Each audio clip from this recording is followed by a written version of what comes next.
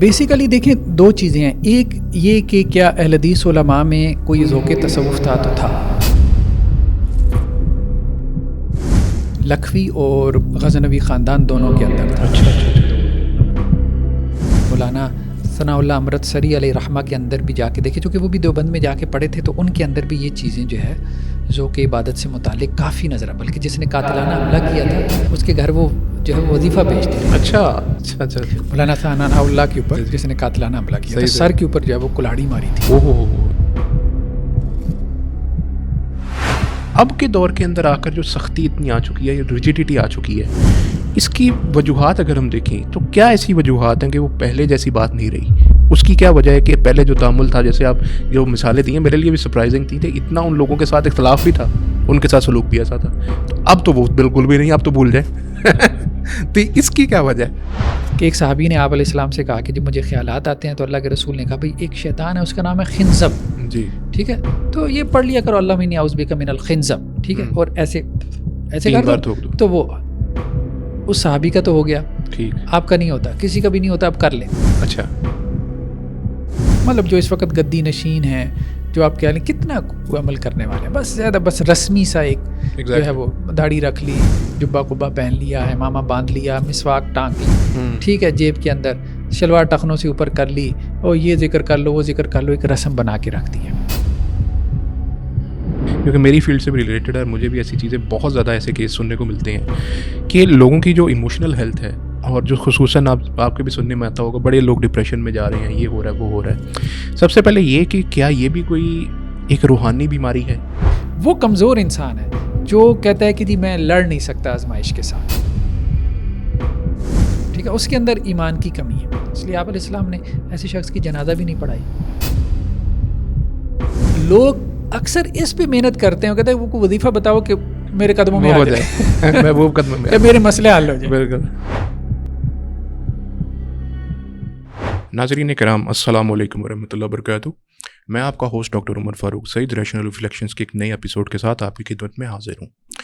ناظرین، آج کل کا جو خصوصی دور چل رہا ہے اس میں ہم یہ چیز تو دیکھتے ہیں کہ پہلے دور کے اگر ہم تناظر میں دیکھیں یا کمپیئر کریں پہلے کے ادوار میں اور آج کے ادوار میں، تو جس ایک چیز میں بہت زیادہ فرق آیا ہے وہ یہ کہ لوگوں میں جو روحانیت ہے، ان کا جو عبادات کے اندر جو ان کا رویہ ہے، اس کے اندر کافی تبدیلی تو ہم نے اپنی زندگیوں کے اندر ہی نوٹ کی ہے.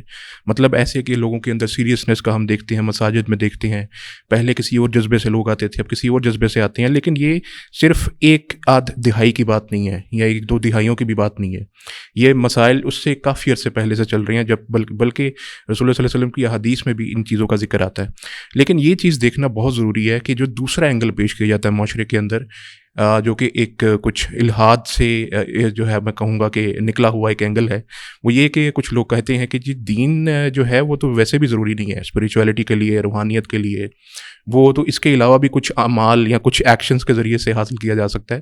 بہرحال یہ بہت اہم ڈسکشن ہے جس کے لیے سب سے پہلے میں مہمان کا تعارف کرواتا ہوں. سب سے پہلے ڈاکٹر حافظ محمد زبیر صاحب، بہت بہت شکریہ شو میں تشریف لانے کے لیے.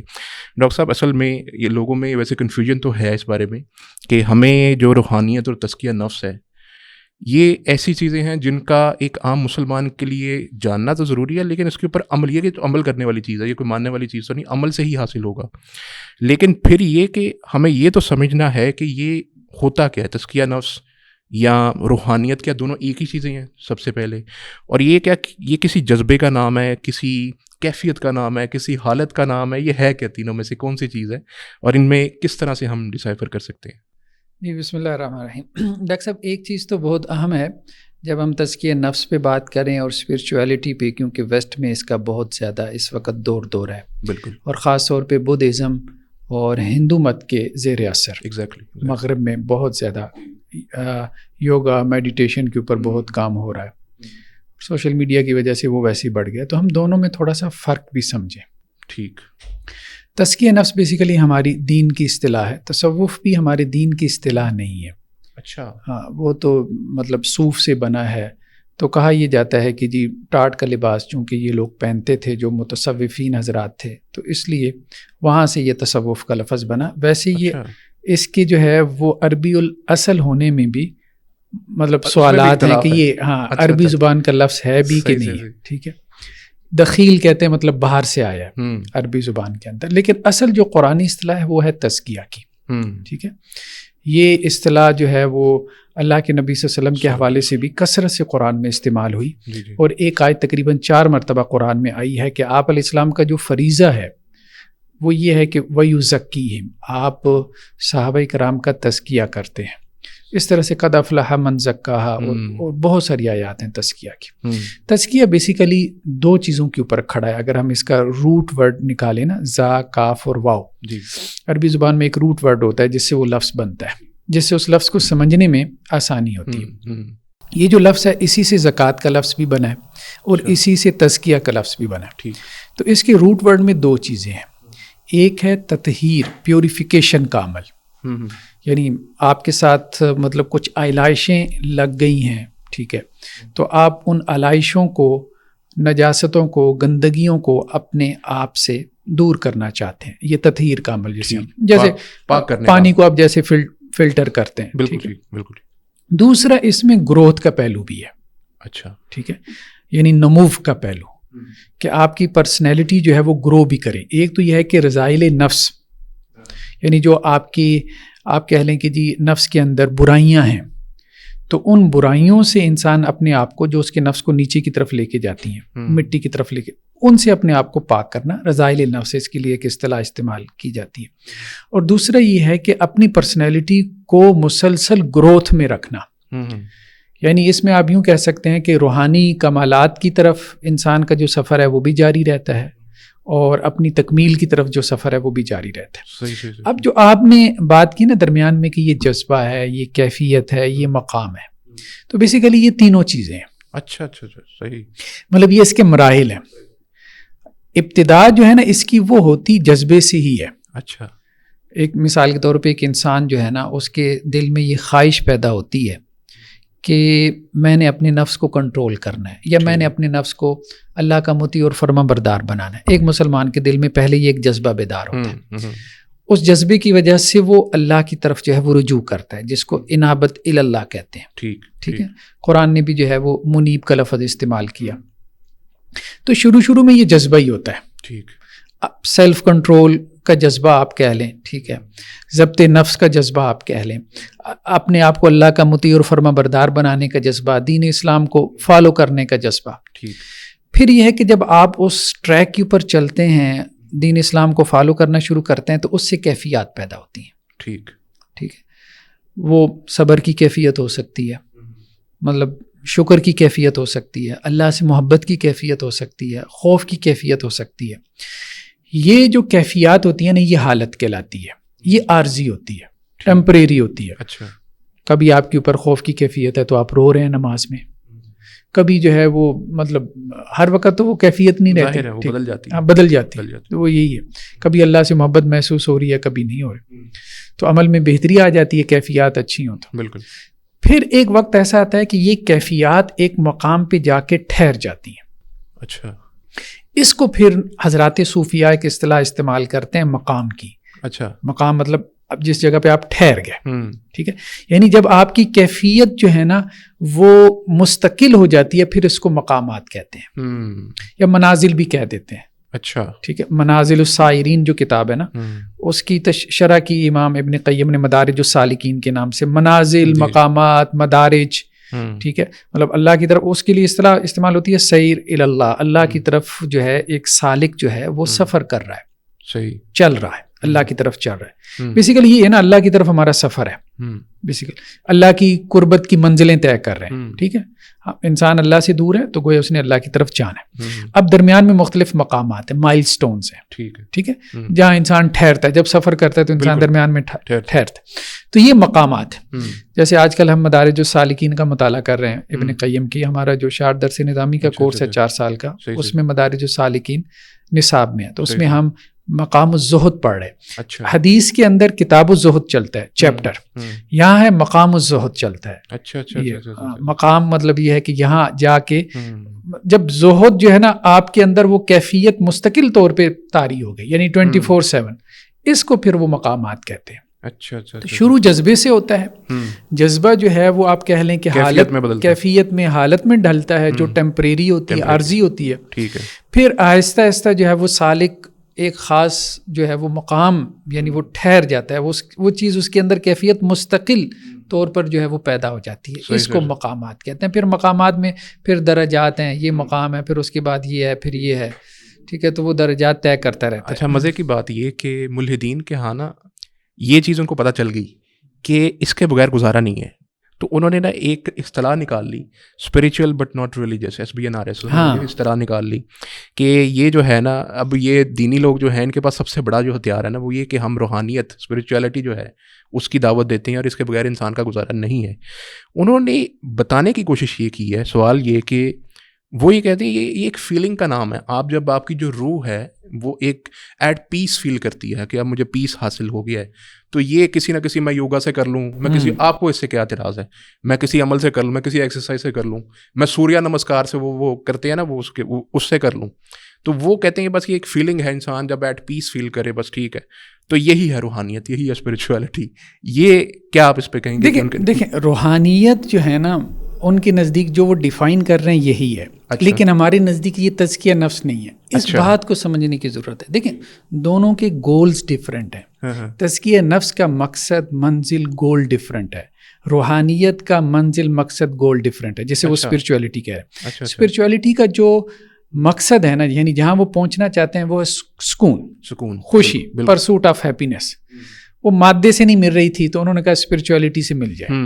بالکل ٹھیک. ہمارے ہاں تزکیہ نفس کا مقصد ہے آسان الفاظ میں پلیئر آف اللہ, اللہ کو راضی کرنا, اللہ کو خوش کرنا.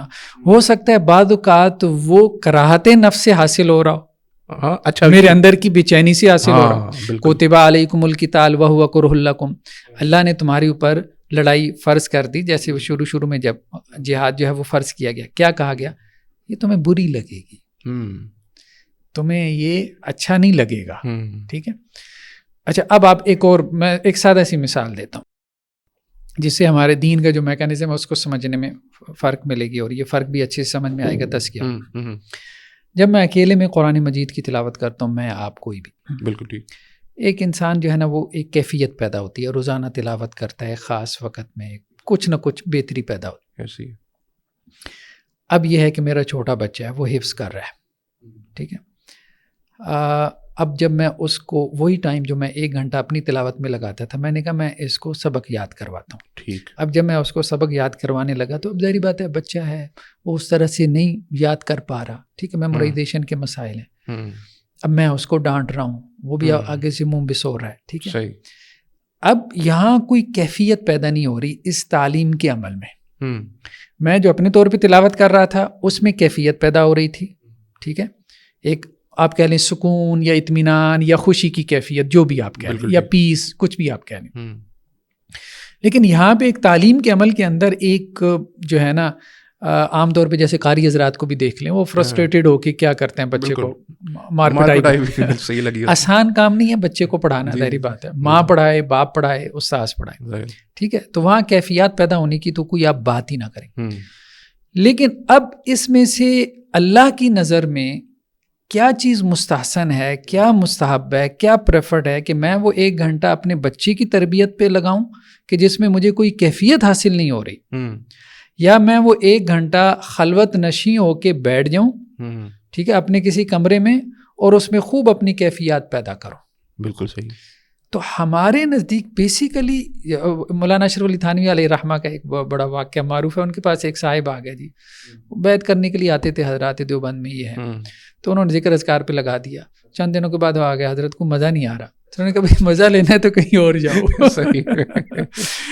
تو اس میں کچھ زیادہ سیدھے ہوتے تھے تو یہ بھی کیا دیتے تھے, مزہ لینا ہے تو بیگم کے پاس جاؤ. تو مطلب یہ ہے کہ یہاں اس مقصد سے مت آؤ, یہ اللہ کا ایک حکم ہے. ٹھیک ہے. بعض اوقات اللہ کے حکم پہ عمل کرتے ہوئے آپ کو اپنے نفس پہ جبر کرنا پڑے گا, سیلف کنٹرول. جب تو آپ کو سٹرگل کرنی پڑے گی نا, اپنے نفس سے لڑنا پڑے گا. تو اندر کو خوشی تو حاصل نہیں ہو رہی, لیکن اللہ راضی ہو رہا ہے. تو یہ جو مقاصد کا فرق ہے نا, یہ بہت عام ہے. یہ مقاصد کے فرق, چونکہ ہماری منزلیں ڈفرینٹ ہیں, منزل ڈفرینٹ ہوگی نا. اب مثال کے طور پہ توکل کا کانسیپٹ ہم نے پڑھا, یہ مدارج السالکین میں پیچھے وہ ابن قیم علیہ الرحمہ نے بڑا اس کو گہرائی میں جا کے کھولا. صحیح. عام آدمی یا اسپرچویلٹی میں آپ کہہ لیں جو ویسٹ کا کانسیپٹ ہے, اس میں توکل کا کانسیپٹ یہ ہے کہ اللہ کے حوالے کر دو, اپنا معاملہ اللہ کے حوالے کر دو اور اللہ میرے مطابق کر دے. اچھا, مطلب میں جو چاہ رہا ہوں اس کے مطابق اللہ تعالیٰ. ہمارے یہاں بھی کچھ لوگ یہی سمجھتے ہیں توکل کا معنی اور مفہوم. یا اللہ آپ کے اوپر توکل کیا مطلب یہ ہے کہ اب یہ کام میرا میں خود تو نہیں کر سکتا, آپ میرا یہ کام کر دیں. بالکل ٹھیک ہے. اور ایک یہ ہے کہ اللہ جو بہتر سمجھتا ہے, جس میں اللہ کی رضا ہے, اللہ جس سے راضی ہے, اگر وہ مجھے آزمائش میں رکھنے سے راضی ہے تو واہ بھلے. بالکل صحیح. ٹھیک ہے. اگر وہ اس سے خوش ہو رہا ہے, ایک ہے میری خوشی اور ایک ہے اللہ کی خوشی, بہت فرق ہے. دیکھیے وہاں اسپرچویلٹی میں اصل مقصد میری خوشی ہے, یہاں کریٹر اور خالق کی خوشی اصل ہے. تو اس لیے جب بندہ یہ سمجھ جاتا ہے سالک کہ یار میرا رب جو ہے نا وہ مجھے آزمائش میں رکھنے سے خوش ہو رہا ہے, تو وہ اسی میں خوش ہو جاتا ہے. تو یہ بیسیکلی اب اسی وجہ سے معیار بھی بدل گیا پھر. ٹھیک ہے. مطلب مقاصد اور منازل جب بدل گئیں تو اس کو چیک کرنے کا معیار بھی بدل گیا. ہمارے یہاں پھر یہ کہ کتاب و سنت کے مطابق ہو, ان کے یہاں پھر طریقہ کار بھی بدل گیا. وہ یوگا میڈیٹیشن کی طرف چلے گئے, ہم جو ہے وہ تقویٰ کی طرف چلے گئے, زہد کی طرف چلے گئے, عبادات کی طرف چلے گئے, اخلاق کی طرف چلے گئے. تو یہ بیسیکلی فرق پڑا. یعنی ایک تو یہ کہ ہمارا پاتھ جو ہے وہ کمپلیٹلی ڈفرینٹ ہے, جو ویسٹرن اسپریچویلٹی کا جو تصور ہے اور جو ہمارا تصور ہے. ہمارا تصور میں یہ ہے کہ ہم نے تو ڈیفیٹ کرنا اپنے نفس کو, جس کے اندر مشکلات ہوں گی, کافی مشکل رستہ ہے. ان کے یہاں سیلف پلیجر ہے, سیلف پلیجر ہے, وہ جتنا ہے تو ہمیں اس سے حاصل ہوگا. منزل ہی فرق ہے. جب منزل فرق ہے تو رستہ فرق ہوگا. ایگزیکٹلی, رستہ فرق. اچھا اس میں ایک یہ بات کہ اچھا ہم یہاں تک تو ٹھیک ہو گیا کانسیپٹ کے حوالے سے. ایک یہ کہ آئیڈیل اسٹیٹ کی بات ہوتی ہے کہ آئیڈیل اسٹیٹ کیا ہے تزکیہ یا نفس کی یا ایک انسان کے اپنے زہد تقویٰ کے متعلق, کہ وہ کون سی اسٹیٹ ہوگی جس پہ آ کر آپ کہہ سکتے ہیں کہ یہ آئیڈیل اسٹیٹ ہے, اس کے اندر یہ انسان آ گیا تو اب اس کا کام پورا ہو گیا. دیکھیں دو چیزیں ہیں. ہمارا جو دین ہے نا اس کا خلاصہ اگر ہم دو لفظوں میں بیان کریں تو وہ عبادت اور اخلاق ہے. صحیح. عبادت ہمارے تعلق کی وہ جہت اور ڈائمنشن ہے جو اللہ کے ساتھ ہمارا تعلق ہے, خالق کے ساتھ ہے, کریٹر کے ساتھ. اور اخلاق وہ ہے جو ہمارا انسانوں کے ساتھ ہے, یعنی یا کریٹر ہے یا کریشن ہے, دو ہی. تو اللہ کے ساتھ ہم اپنے تعلق کو بہتر بنا لیں, انسانوں کے ساتھ اپنے تعلق کو بہتر بنا لیں, یہ تزکیہ نفس ہے. اچھا اللہ کے ساتھ تعلق کیسے بہتر ہوگا؟ عبادت میں احسان کی کیفیت لے آؤ. اچھا ان تعبد اللہ کانک ترا, ایسے عبادت کرو جیسے تم اللہ کو دیکھ رہے ہو یا اللہ تمہیں دیکھ رہا ہے. ٹھیک ہے. تو عبادت گویا کہ آپ کی ایکسلنس ہو, اس کے اندر ایکسلنس کی کیفیت پیدا ہو گئی, ایکسیلنٹ ہو گئی. ٹھیک ہے. گڈ بیٹر سے ایکسیلنٹ ہو. دوسرا یہ کہ انسانوں کے ساتھ جو آپ کا تعلق ہے اس میں بہتری لے آؤ, وہ پھر اخلاق کا دائرہ کار ہے. اخلاق میں پھر دو چیزیں ہیں, رذائل سے یعنی برے اخلاق سے اپنے آپ کو بچاؤ, اپنی تطہیر کرو. ٹھیک ہے. پیوریفائی کرو اپنے آپ کو. ٹھیک. اور اچھے اخلاق سے اپنے آپ کو آراستہ کرو. اچھا اچھا اچھا. ٹھیک ہے. مطلب سچائی کی جو قدر ہے, ٹھیک ہے, سچ بولو. اور اسی طرح سے جو ہے وہ سخاوت کی قدر ہے. ٹھیک ہے. لوگوں کے اوپر خرچ کرو. بخل کی قدر اس کو اپنے آپ سے نکالو. حسد تکبر کو اپنے آپ سے نکالو. تو بری اقدار کو اپنے آپ سے نکالو. اچھا انہوں نے جو ہے نا جیسے یہ اپنا کیا نام تھا اس کا, کارل ینگ, اس نے ایک اصطلاح استعمال کی انڈیویجویشن کی, کہ انسان کا ظاہر اور باطن جو ہے نا وہ ایک جیسا ہو جائے.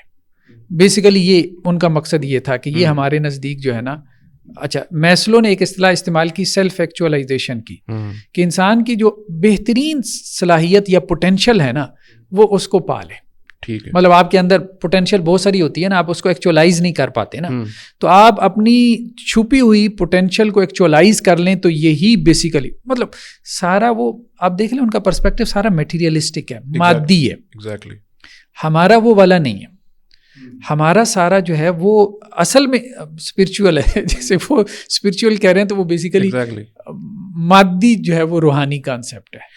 اچھا ہمارے یہاں اصل میں یہ بھی آپ نے جیسے دو اس کے حصے بتائے نا, ایک تو اپنا اور یہ اخلاق کا جو آپ نے پارٹ بتایا ہے, میرا خیال ہے لوگوں میں مسکنسیپشن ہے وہ اخلاق وغیرہ کا تو وہ تصور ہی نہیں کرتے. وہ تو کہتے ہیں بس میں نے نماز پڑھ لی, میں تو تہجد گزار تو ہوں نا, اب وہ اخلاق کا کیا ہے, وہ کسی سے جو مرضی لگاؤں, میں فراڈ لگاؤں, یہ کروں وہ کروں, کوئی فرق نہیں پڑتا. تو یعنی آپ نے تو اس کا لازمی جز بتایا کہ یہ اخلاق بھی تزکیہ کا ہی جز ہے. اس کو حاصل کریں گے لوگوں کے ساتھ معاملات کو تو پھر ہی یہ حاصل ہوگا. ایسے ہی, بالکل ایسے, یعنی خالی اپنے اوپر کام کر کے کچھ نہیں ہوگا. ایسے ہی, بالکل ایسے, جب تک آپ دوسروں کے ساتھ معاملات کو ٹھیک, یہ بہت امپورٹنٹ پوائنٹ ہے. اچھا, ہمارے یہاں پھر یہ بھی ایک مسکنسیپشن ہے, ایک سب سے اہم بات, ویسے تھوڑی سی کنٹروورشل اس اعتبار سے بھی ہے کہ لوگوں میں دو آراء ہیں اس میں.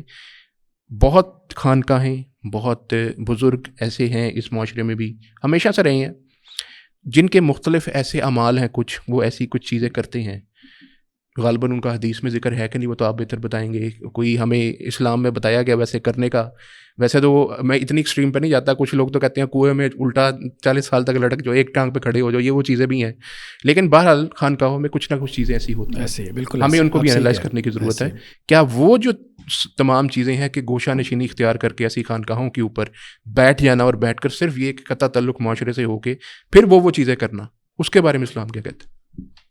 دیکھیں, بیسیکلی یہ جو خانقاہی نظام ہمارے یہاں آیا ہے نا, یہ تو کوئی 7ویں صدی ہجری میں جا کے, ویسے تو آپ کہہ لیں 4 صدی ہجری میں اس کی ابتدا شروع ہو گئی تھی. اچھا. بلکہ مزید میں اس کو تھوڑا سا سمپلیفائی, سے آیا ہمارے پاس, تھوڑا سا مزید اس کو سمپلیفائی کروں.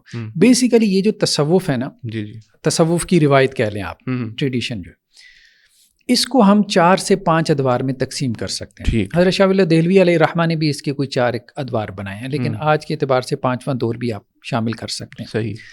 پہلا جو ہے نا, شروع میں 3 صدیاں یہ معاملہ رہا ہے کہ کچھ زہاد اور صلحاء ہوتے تھے. صالح کی جمع صلحاء, زہاد زاہد کی جمع, دنیا سے بے رغبتی اختیار کرنے والے, عبادت کا ذوق شوق کرنے والے. یہ سارے لوگ حضرات محدثین میں سے تھے. عجیب بات یہ. اچھا. ہاں, آپ سفیان ثوری کو پڑھیں, بلکہ ہم نے تو, ہمارے تو نصاب میں ہے نا, جرح و تعدیل کا ہمارا ایک کورس ہے, اس میں اچھا اچھا شعبہ بن حجاج, یہ سارے بڑے بڑے محدثین, امام احمد بن حنبل, انتہا درجے کے زاہد. یہ ہمارے صوفیاء تو کچھ پہنچتی نہیں ان کو. ہاں, سفیان ثوری علیہ الرحمہ کے بارے میں معروف ہے کہ اللہ کے خوف کی وجہ سے نا, مطلب ان کے پیشاب میں خون آتا تھا, اور انہوں نے جب وہ اپنا ٹیسٹ کروانے کے لیے حکیم کے پاس بھیجا تو اس نے کہا کہ اس کو بیماری نہیں ہے, یہ کسی خوف میں مبتلا ہے. تو انہوں نے کہا اللہ کا ڈر اور جو ہے نا وہ خوف میرے اوپر بہت زیادہ طاری ہوتا ہے. تو خیر بہرحال وہ ایک علیحدہ موضوع ہے. تو شروع میں ایک دور یہ تھا کہ حدیث کے ساتھ شغف کی وجہ سے ایک ایسی جماعت تیار ہوئی جو زہاد اور صلحاء کی جماعت تھی. ان لوگوں نے کتاب الزہد کے نام سے کتابیں لکھی. امام احمد بن حنبل کی بھی کتاب ہے, امام عبداللہ بن مبارک کی ہے, وقی بن جراح کی ہے, بڑے بڑے محدثین کی, اور وہ کتابیں پڑھنے کے لائق ہیں. تزکیہ نفس کا سب سے پرائمری سورس ہوا. صحیح. اس کے بعد پھر 4 صدی ہجری میں آ کے نا ہمارے ہاں کافی کچھ آپ کہہ لیں کہ تقلیدی رجحانات پیدا ہوئی ہے. ٹھیک ہے, اس سے پہلے جیسے فقہ میں اجتہاد کی تحریک تھی, 4 صدی ہجری میں آ کے وہ آپ کہہ لیں فقہی مکاتب فکر بن گئے, تقلید رائج ہو گئی, اجتہاد کا دروازہ بند ہو گیا. اسی طرح تصوف میں بھی پھر جو ہے نا ایک رسمی تصوف شروع ہو گیا. ٹھیک ہے. پھر بعد میں آ کے ایک تیسرا دور پیدا ہوا کہ جس میں ایک نظریاتی تصوف جو ہے وہ بہت آگے آ گیا, جیسے وحدت الوجود اور ایسی بحثیں آ گئیں.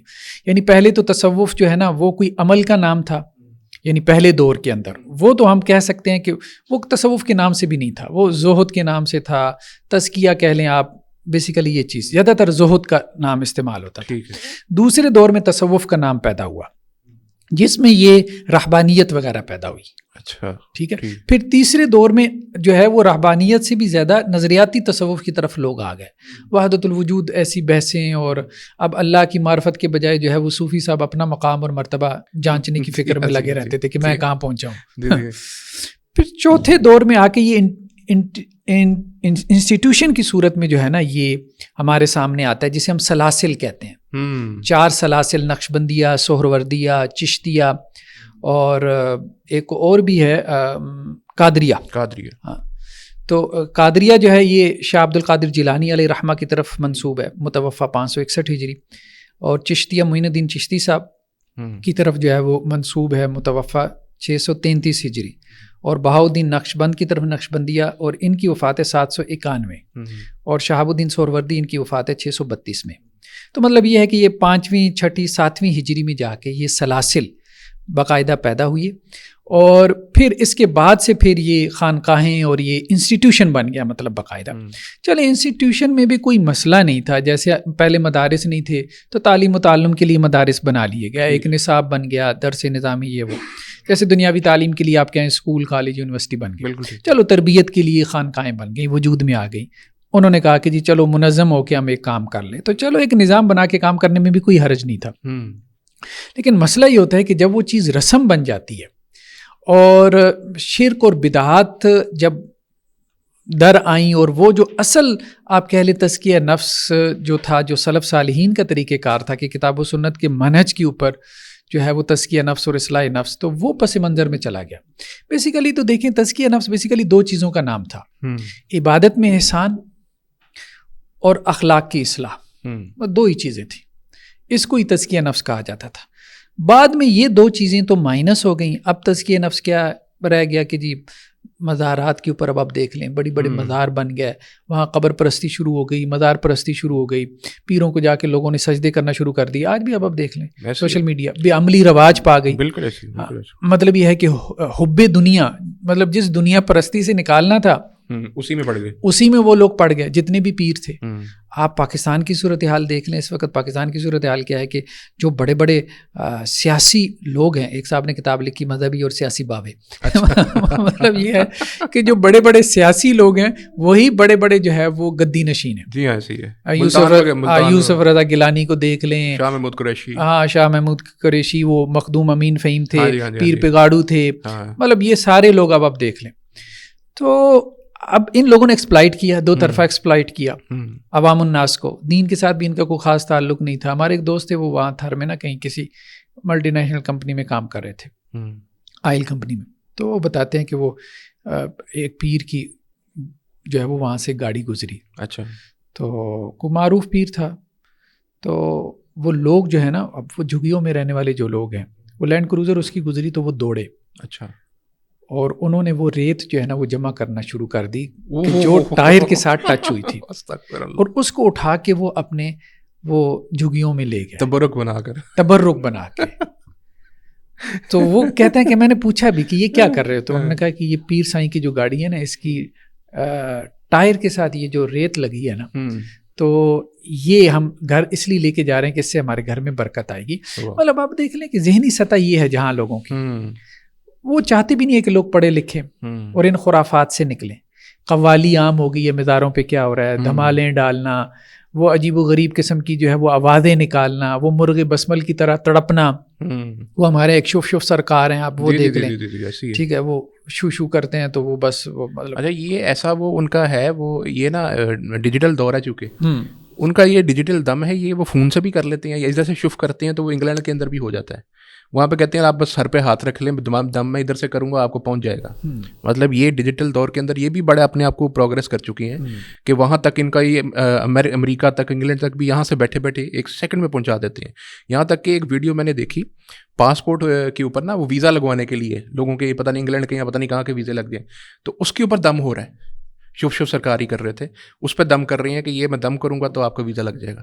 یہ حالات آ چکے ہیں. سیفیوں کو دیکھیں, وہ اس طرح سے جو ہے نا وہ کرتے ہیں اپنا ایسے کر کے, تو وہ آپ دیکھتے ہیں تڑپتے ہیں لوگ, ہاں برگ مسمل کی طرح, جیسے کرنٹ لگتا ہے, ہاں جیسے آپ نے مرغا ذبح کیا ہو نا, تو وہ جیسے وہ ہمارے ایک دوست تھے کامسٹس میں کمپیوٹر سائنس کے, انہوں نے مجھے کہا کہ یار چلتے ہیں, یہ شاہدرہ میں ان کے کوئی مرکز ہے, ان کے کوئی بڑے پیر صاحب آ رہے ہیں. تو میں کو مصروف تھا, میں نے معذرت کر لی, وہ خیر چلے گئے.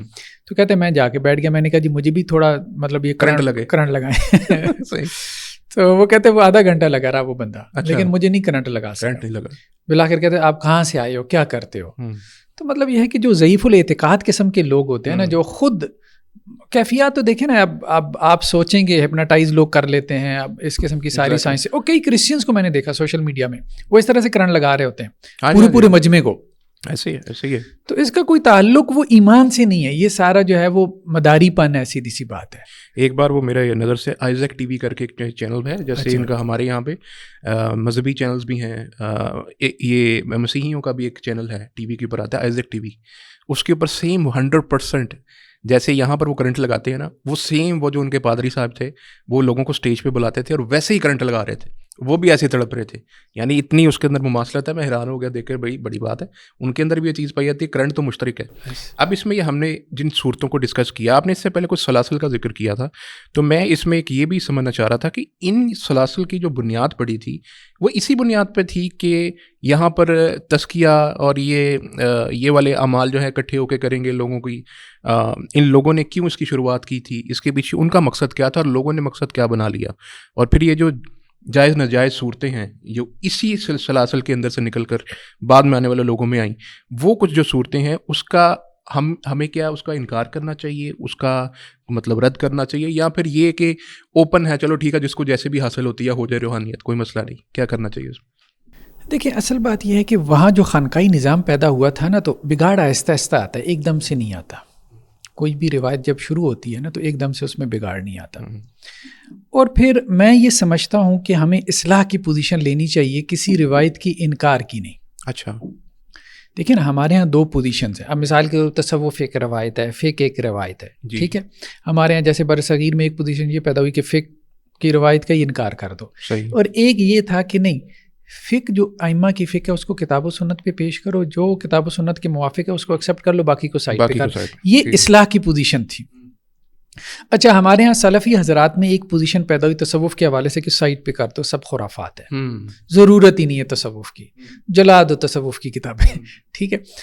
میں یہ سمجھتا ہوں, میں اور یہ ابن تیمیہ علیہ رحمہ کا بھی یہی رجحان ہے کہ اصلاح کی پوزیشن لو. اچھا, سب خرافات نہیں ہے, ٹھیک ہے. یعنی جیسے ہمارے ہاں وہ آیا تھا نا گڈ اینڈ بیڈ طالبان کا کانسیپٹ, تو اچھے لوگ بھی ہیں. اب جیسے حضرت جنید بغدادی علیہ رحمہ کے بارے میں ابن تیمیہ جب تبصرہ کرتے ہیں کہتے ہیں سید الطائفہ, ٹھیک ہے. اور ابن قیم کی بھی مدارج السالکین دیکھ لیں نا تو اس میں حضرات صوفیاء کے اقوال نقل کرتے ہیں, ان کے جو بڑے ہیں, سری سکتی کا یہ کہنا ہے, فلاں کا یہ کہنا ہے, فلاں کا یہ کہنا ہے, اور اقوال میں گہرائی ہوتی ہے. اچھا, تو مطلب یہ ہے کہ فرق کرنا چاہیے میرے خیال میں. کچھ ایسے ہیں جو زیادہ ڈی ٹریک ہو گئے. اب جیسے یہ جو نظریاتی تصوف ہے نا, اس سے تو لا تعلق ہی کریں, کیونکہ تصوف کا یہ موضوع ہی نہیں تھا. تصوف بیسیکلی تھا اخلاق اور عمل کی اصلاح کا نام, نہ کہ جو ہے نا وہ آپ عقائد جو ہے نا وہ نئے نئے وضع کریں, وحدت الوجود کے نام سے, وحدت الشہود کے نام سے. یہ تو بعد کی بدعت ہیں ٹھیک جو پیدا ہوئی ہیں. شروع کے متصوفین میں بھی یہ نہیں تھی. ایون کہ جو الحلاج تھا اس کے اوپر بھی حضرت جنید بغدادی علیہ رحمہ نے تنقید کی. اس پہ تو تکفیر نہیں کی تھی, اس پہ تنقید انہوں نے کی, ویسے تو اس کی تکفیر کی گئی تھی نا. اس نے انا الحق کا نعرہ لگایا, پھر اس کو جو ہے وہ فقہا نے جو ہے وہ اس کے قتل کا فتویٰ بھی دیا تھا, ٹھیک ہے. تو اب وہ جو تصوف ہے الحلاج کا, یا یہ جو ہے نا اپنا ابن عربی وغیرہ کا, اس کا انکار کرنا چاہیے. باقی وہ جو تصوف ہے جو وہ کہتے ہیں کہ جی طریقت جو شریعت کے مطابق ہے, جیسے حضرت جنید بغدادی علیہ رحمہ وغیرہ کی, ٹھیک ہے, تو اس کا اقرار کرنے میں کوئی حرج نہیں ہے. دیکھیں بالکل انکار کی پوزیشن لے گے نا تو لوگ اس کو ایکسیپٹ نہیں کریں گے, ٹھیک ہے. اچھا, تو انکار کی پوزیشن لینے کے بجائے اس کی جو اچھی چیزیں, کوئی بھی چیز شرع محض نہیں ہوتی, کچھ نہ کچھ اس میں آپ کو اچھی چیزیں مل جاتی ہیں, اچھی چیزیں اس کی لے لیں, ٹھیک ہے. تو خانقاہی نظام کے اندر یہ تھا کہ انہوں نے یہ بات کہی کہ بھائی تعلیم کے علاوہ تزکیہ ایک علیحدہ ڈومین ہے, اور یہ میرے خیال میں ان کی سب سے بڑی کنٹریبیوشن تھی. ہمارے ہاں یہی سمجھا جاتا رہا, یا اب تک یہ سمجھا جاتا رہا ہے کہ بیسیکلی ٹیچر جو ہے وہ مینٹور بھی ہے, جو معلم ہے وہ مربی اور مزکی بھی ہے, حالانکہ دونوں میں بہت فرق ہوتا ہے. جس بندے نے آپ کو کتاب التہجد پڑھا دی ہے تو ضروری نہیں آپ تہجد پڑھنا شروع کر دیں. اب مثال کے طور پہ میں مدرسے میں ساری بچے کتاب التہجد پڑھتے ہیں, مدرسے میں ساری صحیح بخاری میں, تو کیا سارے پڑھنے سے تہجد گزار ہو جاتے ہیں؟ نہیں ہو جاتے, ٹھیک ہے. یا جو بھی وہ چیپٹر پڑھتے ہیں کیا اس پہ عمل کرنا شروع کر دیتے ہیں؟ نہیں. تو اس کا مطلب یہ ہے کہ تعلیم سے تزکیہ نہیں ہوتا, تربیت نہیں ہوتی. تربیت ایک علیحدہ فن ہے, اس کے رجال کار بھی علیحدہ ہے. شروع میں یہ ہوتا تھا کہ جو معلم ہوتا تھا وہ مینٹور بھی ہوتا تھا, یعنی شخصیات جامع تھیں. حسن بصری علیہ رحمہ وغیرہ, یہ بڑے بڑے جتنے بھی لوگ تھے یہ معلم بھی تھے. امام احمد بن حنبل وغیرہ یہ بہت اچھے جو ہے وہ مربی اور مزکی بھی تھے. بعد میں جب یہ تقسیم پیدا ہو گئی علوم کی, جیسے ہمارے یہاں سائنسز میں بھی ہو گئی نا, شروع میں فزکس کیمسٹری سب بھی اکٹھی چلتی تھیں, بعد میں تفصیلات آئیں, ڈسپلن علیحدہ ہو گیا. تو یہ تربیہ کا ڈسپلن علیحدہ ہو گیا. پھر اس کے جو مربی تھے نا, مینٹورز تھے, یہ بالکل ڈفرینٹ طریقے سے چلتے تھے, اور انہوں نے اس فن کو اپنے عروج تک پہنچایا. یہ بات ٹھیک ہے. اب جیسے دیکھیں ہمارے یہاں بر صغیر کی اگر آپ مثال لیں، سید احمد بریلوی علیہ رحمہ اور شاہ اسماعیل شہید علیہ رحمہ، تحریک شہیدین، وہ جو سکھوں کے ساتھ ان کا جہاد کا معاملہ ہوا سارا، حضرت شاہ اسماعیل شہید علیہ رحمہ بڑے عالم تھے، ٹھیک ہے، شاہ اللہ دہلوی علیہ رحمہ کے پوتے بھی ہیں، جی جی، سید احمد بریلوی علیہ رحمہ سے، لیکن بیعت تھے ان سے. اچھا. تو جب یہ وہاں گئے نا ادھر پشاور کے علاقے میں جا کے انہوں نے وہ یہ سارا سفر کر کے وہاں پہ کچھ اپنی خلافت بھی قائم کی انہوں نے. تو ایک نماز کے بعد سید احمد بریلوی علیہ رحمہ کا درس ہوتا تھا اور شاہ صاحب سامنے بیٹھے ہوتے تھے، شاہ اسماعیل شہید علیہ رحمہ، اور وہ ہوتا تھا تربیت کا درس، تزکیہ کا. اور ایک درس دیتے تھے تعلیم کا، وہ شاہ اسماعیل شہید علیہ رحمہ دیتے تھے اور سامنے سید احمد بریلوی علیہ رحمہ بیٹھے ہوتے تھے. ٹھیک ہے، تو یہ تقسیم بعد میں بہت نکھر کر سامنے آئی اور یہ بات درست تھی، لیکن اس میں نا پھر ڈفرنس اتنا زیادہ پیدا ہو گیا کہ جو پیر صاحب تھے نا جو ہے یہ خانقاہی نظام کے اندر، وہ بالکل ہی تعلیم سے لا تعلق ہو گئے. یعنی ان کے پاس کوئی بنیادی علم بھی نہیں تھا، جس کی وجہ سے بہت دفعہ میں وہ خرافات میں پڑ جاتے، بدعات کا شکار ہو جاتے، غلط فتوے دینا شروع کر دیتے. اور ادھر وہ جو معلمین تھے نا ان کا تزکیہ تربیت سے کوئی تعلق نہیں تھا، تو وہ سختی اور ایک خشکی دین کے نام پہ بہت زیادہ نظر آنا شروع ہو گئی. تو ایک کنٹریبیوشن ان کی یہ تھی کہ انہوں نے تربیت کو فوکس کیا، جو کہ فوکس کرنے کی بات تھی. دوسرا صحبت صالحین. تیسرا ہم یہ دیکھتے ہیں کہ جی بڑی تعداد میں لوگوں کا جو ہے وہ اسلام قبول کرنا. پھر اخلاق کو فوکس کرنا، ان کا یہ اچھی کنٹریبیوشن تھی. لیکن وقت کے ساتھ ساتھ جو بدعات اور خرافات، اور یہ جب سے یہ ایک انسٹیٹیوشن بنا ہے تصوف کا ادارہ، مدار پرستی، قبر پرستی جو شروع ہو گئی ہے، اس کے بعد تو اس اسٹرکچر کا گرا دینا زیادہ بہتر ہے بنسبت اس کے کہ اب آپ کہیں کہ اس میں سے کوئی خیر برآمد ہو تو یہ مشکل لگتا ہے. لیکن اس کا انکار نہیں کرنا چاہیے.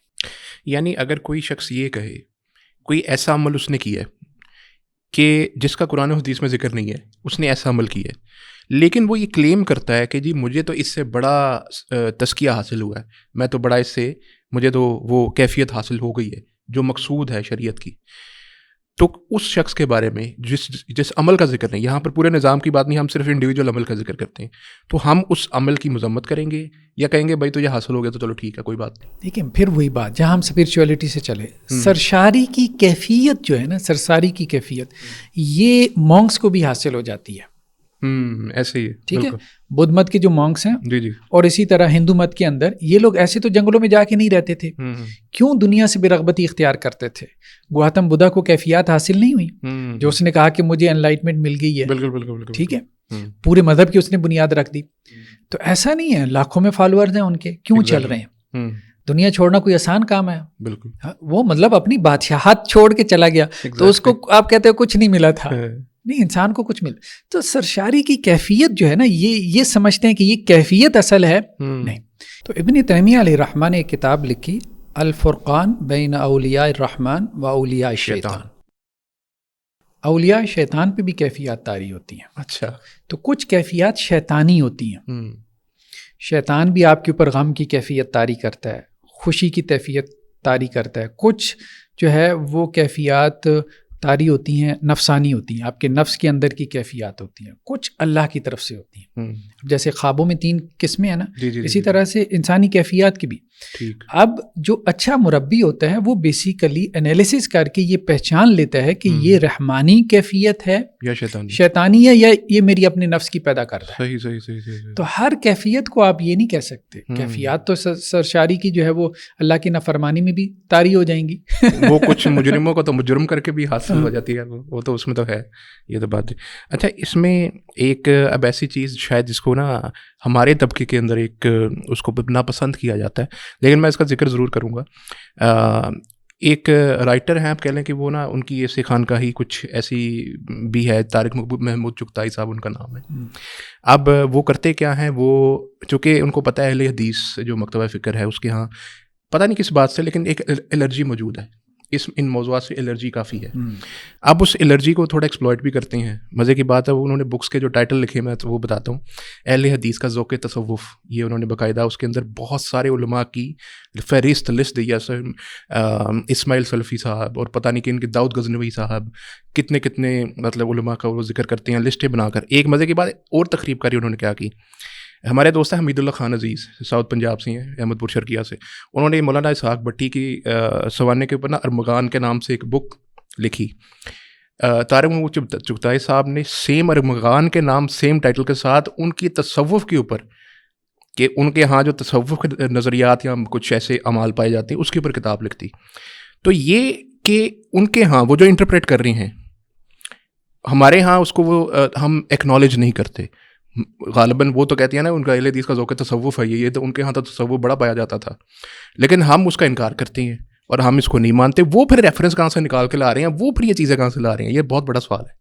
اچھا، وہ کافی ضخیم کتاب ہے جو ان کا ہے نا اہل حدیث کا ہاں 2 جلدوں میں اہل حدیث کا ذوق تصوف، وہ ساری میں نے دیکھی ہے، بلکہ میں نے اس پہ تبصرہ کیا، وہ پبلش بھی ہوا. اچھا، غالباً محدث کے اندر پبلش ہوا ہوگا صحیح اس کتاب کے اوپر ہی.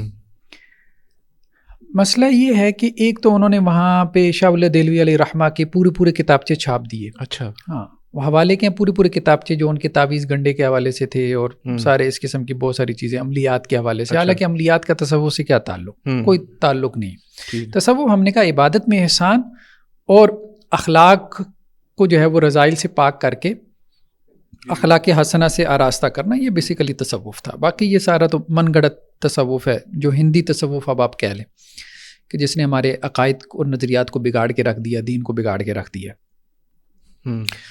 تو بیسیکلی دیکھیں 2 چیزیں ہیں. ایک یہ کہ کیا اہل حدیث علماء میں کوئی ذوق تصوف تھا، تو تھا. اچھا، لکھوی اور غزنوی خاندان دونوں کے اندر تھا. اچھا. ان لوگوں کی اپنی جو کتابیں ہیں نا، جیسے مولانا داؤد غزنوی علیہ رحمہ کی وفات پہ جو ہے ان کے بیٹے نے کتاب لکھی ہے، تو وہ کتاب پڑھنے کے لائق ہے. صحیح. ٹھیک ہے، وہ ہم نے کہیں مطلب اس کا تذکرہ بھی کیا، بلکہ پڑھائی بھی ہے کسی، مجھے اب یاد نہیں آ رہا وہ کیا، کوئی عقیدہ منہج کا ہمارا کورس چل رہا تھا کہ اس میں وہ چیزیں میں نے ڈسکس کی ہیں. تو ان 2 خاندانوں کے اندر یہ رہا ہے. مولانا عبداللہ غزنوی علیہ رحمہ یہ چونکہ وہاں سے آئے تھے افغانستان سے یہاں پر، اور ان کے جو مطلب پیر تھے جن سے یہ بیعت تھے وہ بھی نقش بندی سلسلے سے تھے. صحیح. پھر ان کے بیٹے جو ہے وہ پھر عبد الجبار غزنوی، پھر ان کے بیٹے داؤد غزنوی. تو یہ ان لوگوں کے اندر رہا ہے، غزنوی خاندان کے اندر کافی زیادہ، اور اس کے اثرات بھی ہیں. اچھا، مطلب ان کی عبادت اور ان کی جو ہے نا وہ کیفیات وہ پاس بیٹھنے سے بدل جاتی تھی. یہ لوگوں نے مطلب چیزیں نقل کی ہیں. جیسے مولانا عبداللہ غزنوی علیہ رحمہ کے بارے میں ایک بڑا معروف قول ہے ان کے استاذ کا، مولانا نذیر حسین دہلوی، جنہیں شیخ الکل فی الکل کہتے ہیں. جی. ہمارے سارے اہل حدیث علماء تقریباً سارے جو بر صغیر پاک و ہند کے ہیں، ان کی سند مولانا نذیر حسین دہلوی علیہ رحمہ سے جا کے پھر آگے شاہ ولی دہلوی تک پہنچتی ہے. تو ان کے بڑے شاگردوں میں سے تھے مولانا عبداللہ غزنوی. تو انہوں نے تبصرہ کیا ان کے اوپر، مولانا عبداللہ غزنوی کے اوپر، مولانا نذیر حسین دہلوی نے، کہ یہ مجھ سے بخاری پڑھ گیا اور مجھے نماز سکھا گیا. اچھا، ہاں، اچھا، صحیح. تو اب یہ وہ بندہ ہے جس نے 80 سال بخاری پڑھائی ہو. ٹھیک ہے، سارے کے بار علماء آپ کے اس کے جو ہے وہ شاگرد ہوں. وہ اپنے ایک شاگرد کے بارے میں کہہ رہے ہیں کہ مجھ سے بخاری پڑھ گیا اور مجھے نماز سکھا گیا. ان کی نماز دیکھ کے انہوں نے یہ بات کہی. صحیح. وہی نماز دیکھی.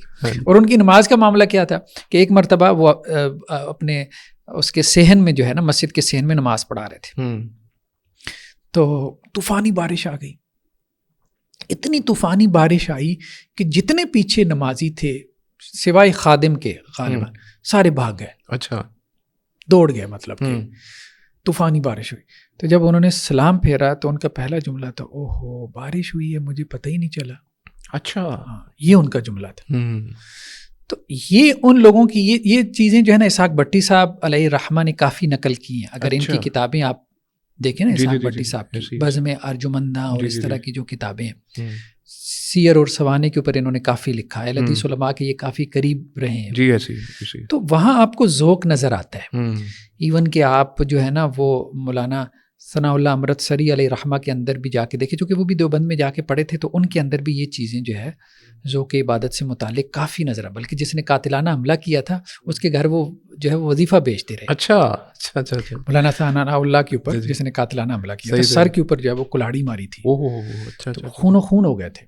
تو وہ بندہ اندر ہو گیا تھا. اچھا. تو ان کو پتہ چلا کہ وہ اندر ہے اور اس کے بیوی بچوں کا خرچہ نہیں چل رہا، تو وہ مسلسل خرچہ بیچتے تھے اس کے گھر. بڑی بات. ٹھیک ہے. اور بریلوی حضرات جو ہے وہ کتاب چھپانے کے لیے آتے تھے تو مفت میں چھاپ دیتے تھے. اچھا. تو یہ اس پہ میں نے لکھا بھی ہوا. تو وہ بالکل ایک علیحدہ دنیا کے لوگ تھے, مطلب اپنے اخلاق میں. اب دیکھیں مخالف فرقہ ہے, اس کے ساتھ عقائد کا ان کے ساتھ مناظرے بھی چل رہے ہیں, سارا کچھ چل رہا ہے, اور دوسرا کہاں جا کے ان کے ساتھ جو ہے نا وہ کسی بریلوی عالم جس نے ان ساری زندگی ان کے ساتھ جو ہے نا وہ متھا ماری کی اور ان کی مخالفت کی, جب پتہ چلا بیمار ہے گئے اور جا کے پیسے اس کے سرانے رکھ کے آ گئے. تو یہ چیزیں آپ کو اب نظر نہیں آتی. بالکل ایسی ہے, اخلاق میں بھی اور عبادت میں بھی. تو یہ ایک ذوق تھا, جو ذوق جو ہے نا ختم ہو گیا ہے.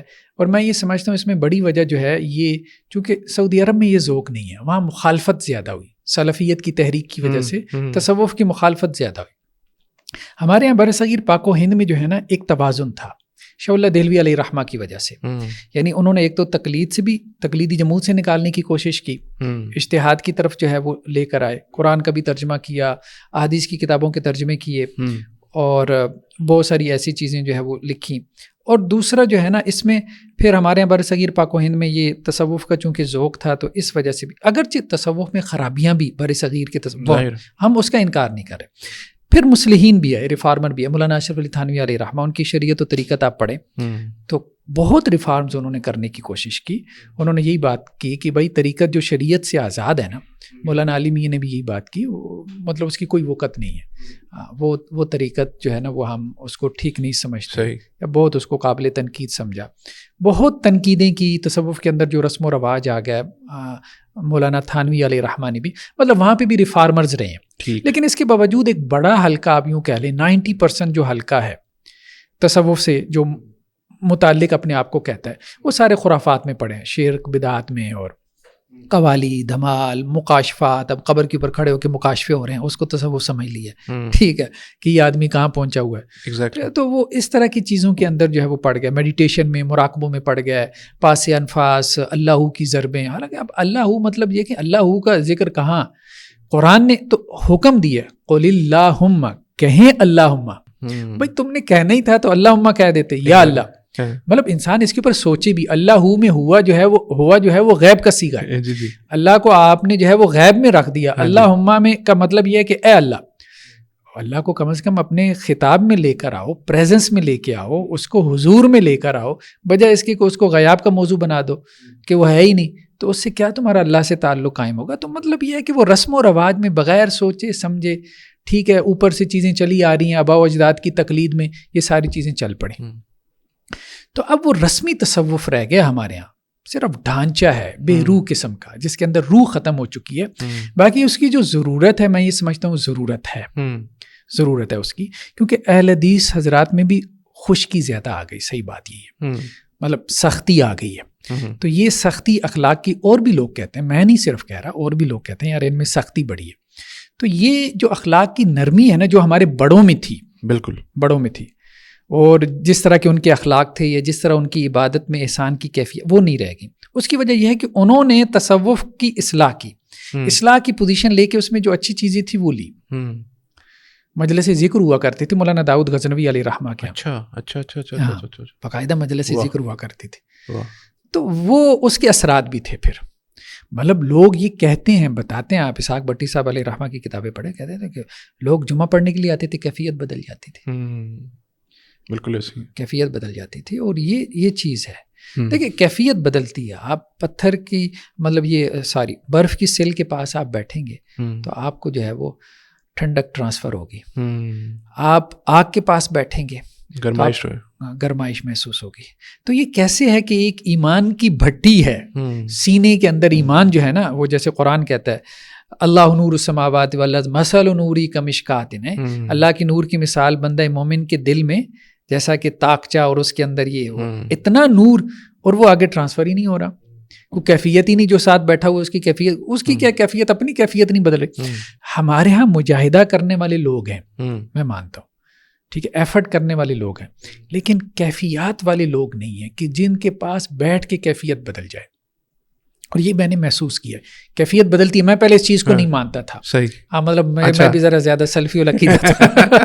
لیکن پھر کچھ لوگ ایسے ہیں, میں مطلب 2 لوگ تو مجھے نہیں 3 لوگ, اچھا, جو اس وقت میرے ذہن میں آ رہے ہیں, صحیح, کہ جب میں بیٹھا ان کے پاس، یعنی ایک کے ساتھ تو مجھے ایک دفعہ بیٹھنے کا تجربہ ہوا، اور 2 کے ساتھ تو مجھے کوئی 20 مرتبہ بیٹھنے کا تجربہ. اچھا. اور جب میں بیٹھا تو کیفیت بدل جاتی تھی. بندہ کہتا ہے یار ایک دفعہ ہو جائے 2 دفعہ ہو جائے، نہیں، جب بیٹھتا تھا کیفیت بدل جاتی تھی. تو اس کا مطلب یہ ہے کہ یہ کوئی سائنس ہے. اور جب وہ کیفیت بدلتی تھی تو عبادت بھی بہتر ہوتی تھی. بالکل. مطلب یہ نہیں کہ وہ صرف کیفیت بدلتی تھی. اب اس کا وہی جو بات ہو رہی تھی نا کہ وہ کیفیت بدلنے سے حاصل کیا ہو رہا ہے، کیا صرف کوئی آپ کی وہ سرساری کی کیفیت حاصل ہو رہی ہے، یا اس سے آپ کے اخلاق اور عمل میں بہتری آ رہی ہے. بالکل.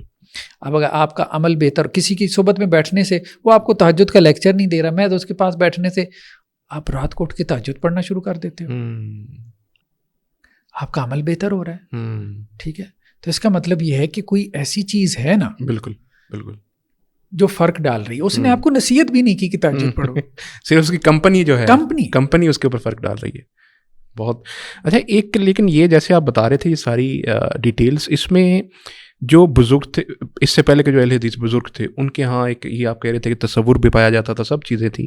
یہ جو اب کے دور کے اندر آ کر جو سختی اتنی آ چکی ہے، ریجیڈیٹی آ چکی ہے، اس کی وجوہات اگر ہم دیکھیں تو کیا ایسی وجوہات ہیں کہ وہ پہلے جیسی بات نہیں رہی؟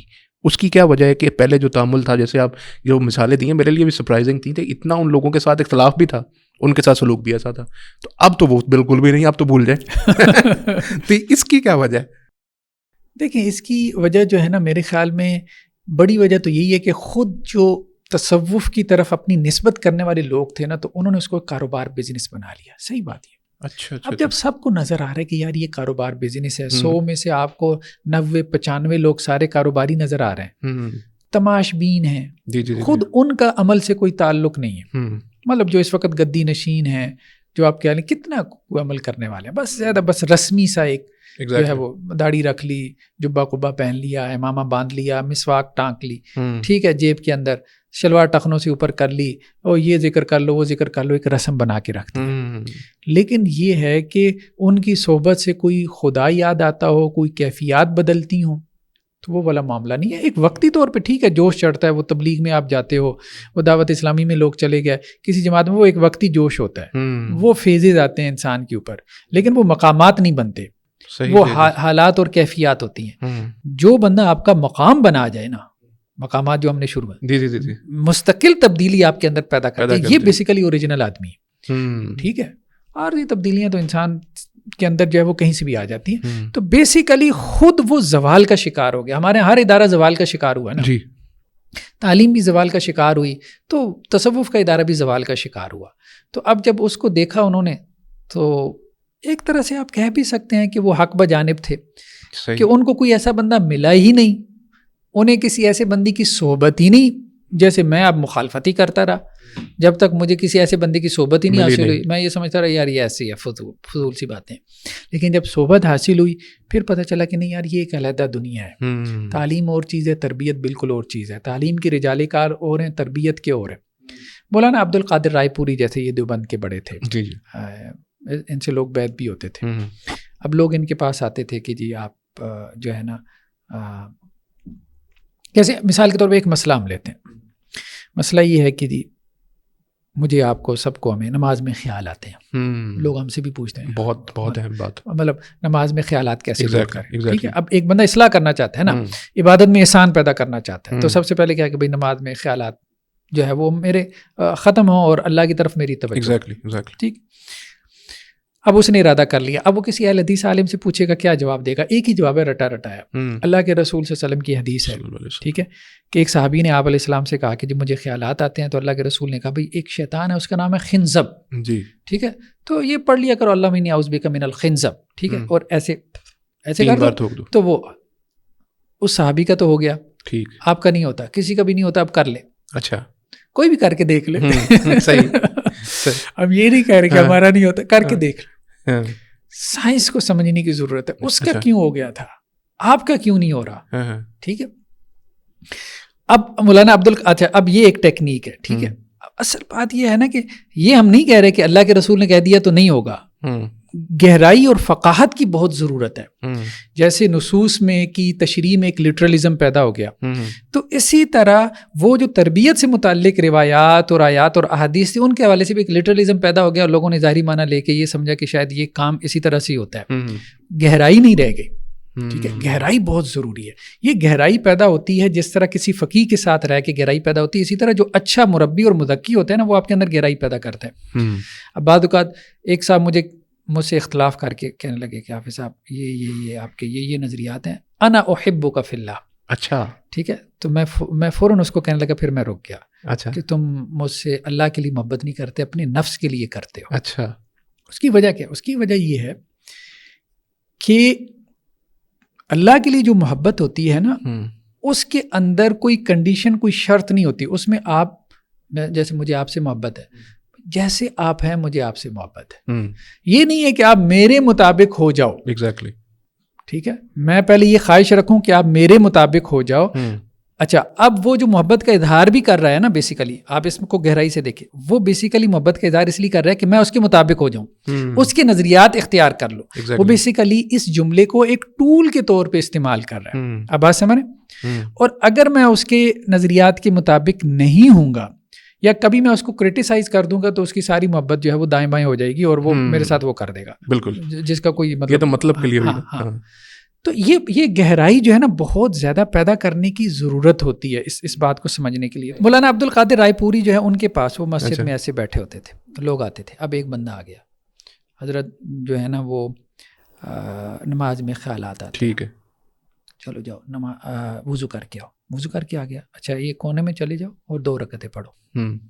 2 رکعتیں پڑھتا, حضرت آ گیا ہوں, خیال آیا ہے؟ جی آیا ہے. اچھا, جاؤ واپس جاؤ. اچھا, 2 رکعتیں پڑھ کے آؤ اور اس خیال سے پڑھنی ہے کہ کوئی خیال نہ آئے. چلا گیا, پھر پڑھ کے آ گیا, خیال آیا؟ آیا, چلو جاؤ 2.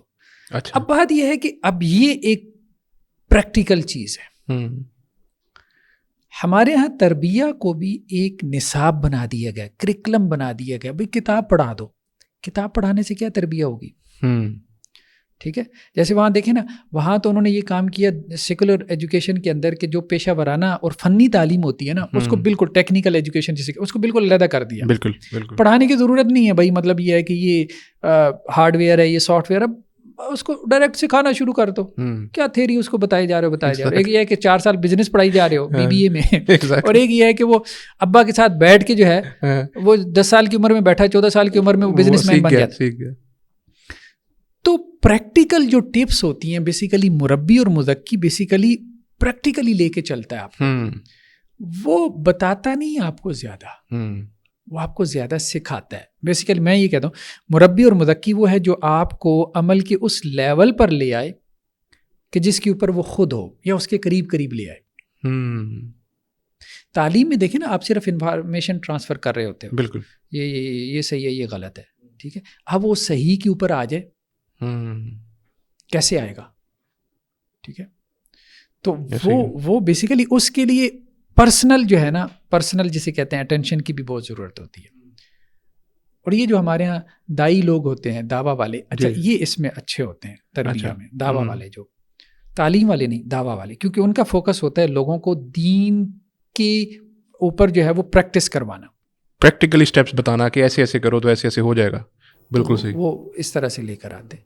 تو بیسیکلی اس کو سمجھنے کی ضرورت ہے کہ آپ جا کے مارکیٹ میں جائیں گے, لوگوں کی اصلاح کریں گے نا, تو اصلاح کرنے سے آپ کو بات سمجھ میں آئے گی کہ بھئی اصلاح ہوتی کیسے ہے, اور لوگوں کی پرابلمز ہیں کیا وہ بھی پتہ چلے گا. لوگوں پرابلمز کیا ہیں. اب میں تبلیغی جماعت میں نکلا, میری بڑی لرننگ ہوئی. تبلیغی جماعت میں وہ جو ہے وہ تشکیل کرتے ہیں, مسجدوں میں آپ جاتے ہیں, گشت کرتے ہیں. اچھا وہ وقت بھی آیا کہ میں اکیلا جو ہے وہ عصر کی نماز پڑھا کے اکیلا نکلتا تھا محلے کے اندر. اچھا, بازار میں جا کے دعوت دینا, ٹھیک ہے, سائیکلوں کو پنکچر لگانے والے سے لے کے کریانہ سٹور والا سارا ان کو دعوت دینا, اور اس کے بعد کہنا بھائی مغرب کے بعد بیان ہوگا, آ جاؤ. اچھا, ٹھیک ہے. اب لوگ آتے, کچھ نہیں آتے تھے. ٹھیک ہے. اب لیکن یہ ہے کہ یہ سارا آپ میدان عمل میں جا کے سیکھتے ہو نا, آپ غلطیاں بھی کرتے ہو. اب دیکھیں جتنا آپ تبلیغی جماعت کے عقائد نظریات وغیرہ, مطلب وہ ٹھیک ہے, فضائل اعمال کے اندر بھی ضعیف, وہ ایک علیحدہ چیز ہے. بالکل, لیکن ہم کہہ رہے ہیں ہر چیز کی پازیٹیو اور نیگیٹو پہلو ہے، لیکن انہوں نے جو محنت کر لی ہے آپ کو میدان کے اندر پھینکا ہے. اب مثال کے طور پہ رائے ونڈ میں جب ہم ہوتے تھے وہاں مرکز میں، وہ کیا کرتے تھے، صبح کا بیان ہوتا تھا، اس کے بعد وہ کہتے تھے کہ یار آپ کے ارد گرد جتنے لوگ ہیں نا، اب ناشتے کا ٹائم ہے، یہ ناشتے کو بھاگیں گے. اچھا ٹھیک ہے، تو اب آپ نے کیا کرنا ہے، اس کو انگیج کرنا ہے اپنے ساتھ. اچھا، ناشتے کے لیے نہیں لے کے جانا، مطلب یہاں آپ نے اس کو سیکھنا ہے. اچھا، مطلب اس کو اس کی ضرورت سے روک کے اپنے ساتھ انگیج کرنا. دوسرا یہ کہ اگر وہ 40 دن کے لیے آیا ہوا ہے، آپ نے اس کو تیار کرنا ہے 4 ماہ کے لیے. اچھا، اگر کوئی 3 دن کے لیے آئے ہو، آپ نے اس کو، یہ اب ایک تربیت گاہ ہے ہوں، جہاں ہزاروں لوگ ہیں، وہ ایک دوسرے کے اوپر محنت کر، یہاں وہ سیکھ رہا ہے، اس کی لرننگ ہو رہی ہے. اگلا بھی سمجھتا ہے کہ مطلب یہ اب مجھے ٹارگٹ کر کے بیٹھا ہے، تو وہ اس سے پھر بچاؤ کرتا ہے. صحیح. اب جیسے مثال کے طور پہ وہ میں ایک بس میں بیٹھا تھا، تو وہ میرے ساتھ تبلیغی بیٹھ گیا. اب مجھے بھی پتا تھا کہ ٹارگٹ کر رہا ہے، یہ مجھے ٹارگٹ کرے گا. ٹھیک ہے، کیونکہ اس کی تربیت دی ہوئی ہے. صحیح. تو میں نے گھڑی باندھی ہوئی تھی، تو اس نے مجھ سے ٹائم پوچھا، تو مجھے سمجھ میں آ گیا کیا اب اس نے بات جو ہے نا کرنے کا بہانہ ڈھونڈا، اور اس کے بعد یہ اپنا وہ شروع کر دے. صحیح. تو یہ باقاعدہ ان کی تربیت ہوتی ہے. اب مثال کے طور پہ ہم ایک دفعہ وہ نکلے مارکیٹ میں، بچے جو ہے نا وہ کھیل رہے تھے، یہ سنوکر کھیل رہے تھے. صحیح. اب ہم نے کہا ان کو مسجد میں لے کے آنا ہے. تو اتفاق سے ہمارا وہ جو جماعت تھی اس کے اندر 2 بچوں کو سنوکر بڑی اچھی آتی تھی. اچھا. تو ہم نے ان سے کہا کہ بھائی میچ لگاتے ہیں. اچھا. تو میچ اس شرط پہ لگایا کہ اگر ہم جیت گئے تو وہ سارے مسجد میں آئیں گے. اچھا. کلب کے. صحیح. اگر وہ جیت گئے تو پھر ہم پیسے دے دیں گے. ٹھیک. تو وہ اتفاق سے ہم جیت گئے. اچھا. وہ بچے اچھے سنوکر کھیل گئے تھے، پشاور کے بچے تھے، مجھے یاد ہے. تو وہ سارا سنوکر کلب ہم اٹھا کے مسجد میں لے آئے. واہ. پھر ان کی جو ہے وہ مطلب اب دیکھیں نا، اب یہ ساری پریکٹیکل ٹپس ہیں. ایگزیکٹلی. آپ کو بالکل ورلڈلی لیول کے اوپر جانا پڑتا ہے، لوگوں کے لیول کے اوپر جانا پڑتا ہے. بالکل ایگزیکٹلی. ہم وہ مجھے یاد ہے اس میں تھے، پتوں کی میں تھے، تو امیر صاحب کہتے ہیں یار جیلوں میں جائیں. تو ہم وہ ڈسٹرکٹ جیل کے نا وہ چلے گئے وہاں ڈی ایس پی کے ساتھ. ہم نے کہا یار یہ ان کو بھی یہ ہوتا ہے کہ چلو یار کوئی 2-4 لوگ سدھر جائیں، ہمارا کام آسان ہو. بالکل. اس نے کہا جائیں آپ. تھوڑی بہت اس نے انکوائری کی، کیا نظریات شیزیات ہے. ہم چلے گئے. جیل کے اندر مسجد ہوتی ہے، مسجد میں وہ میں نے بیان دیا. اچھا. توبہ کے اوپر تھا. اچھا.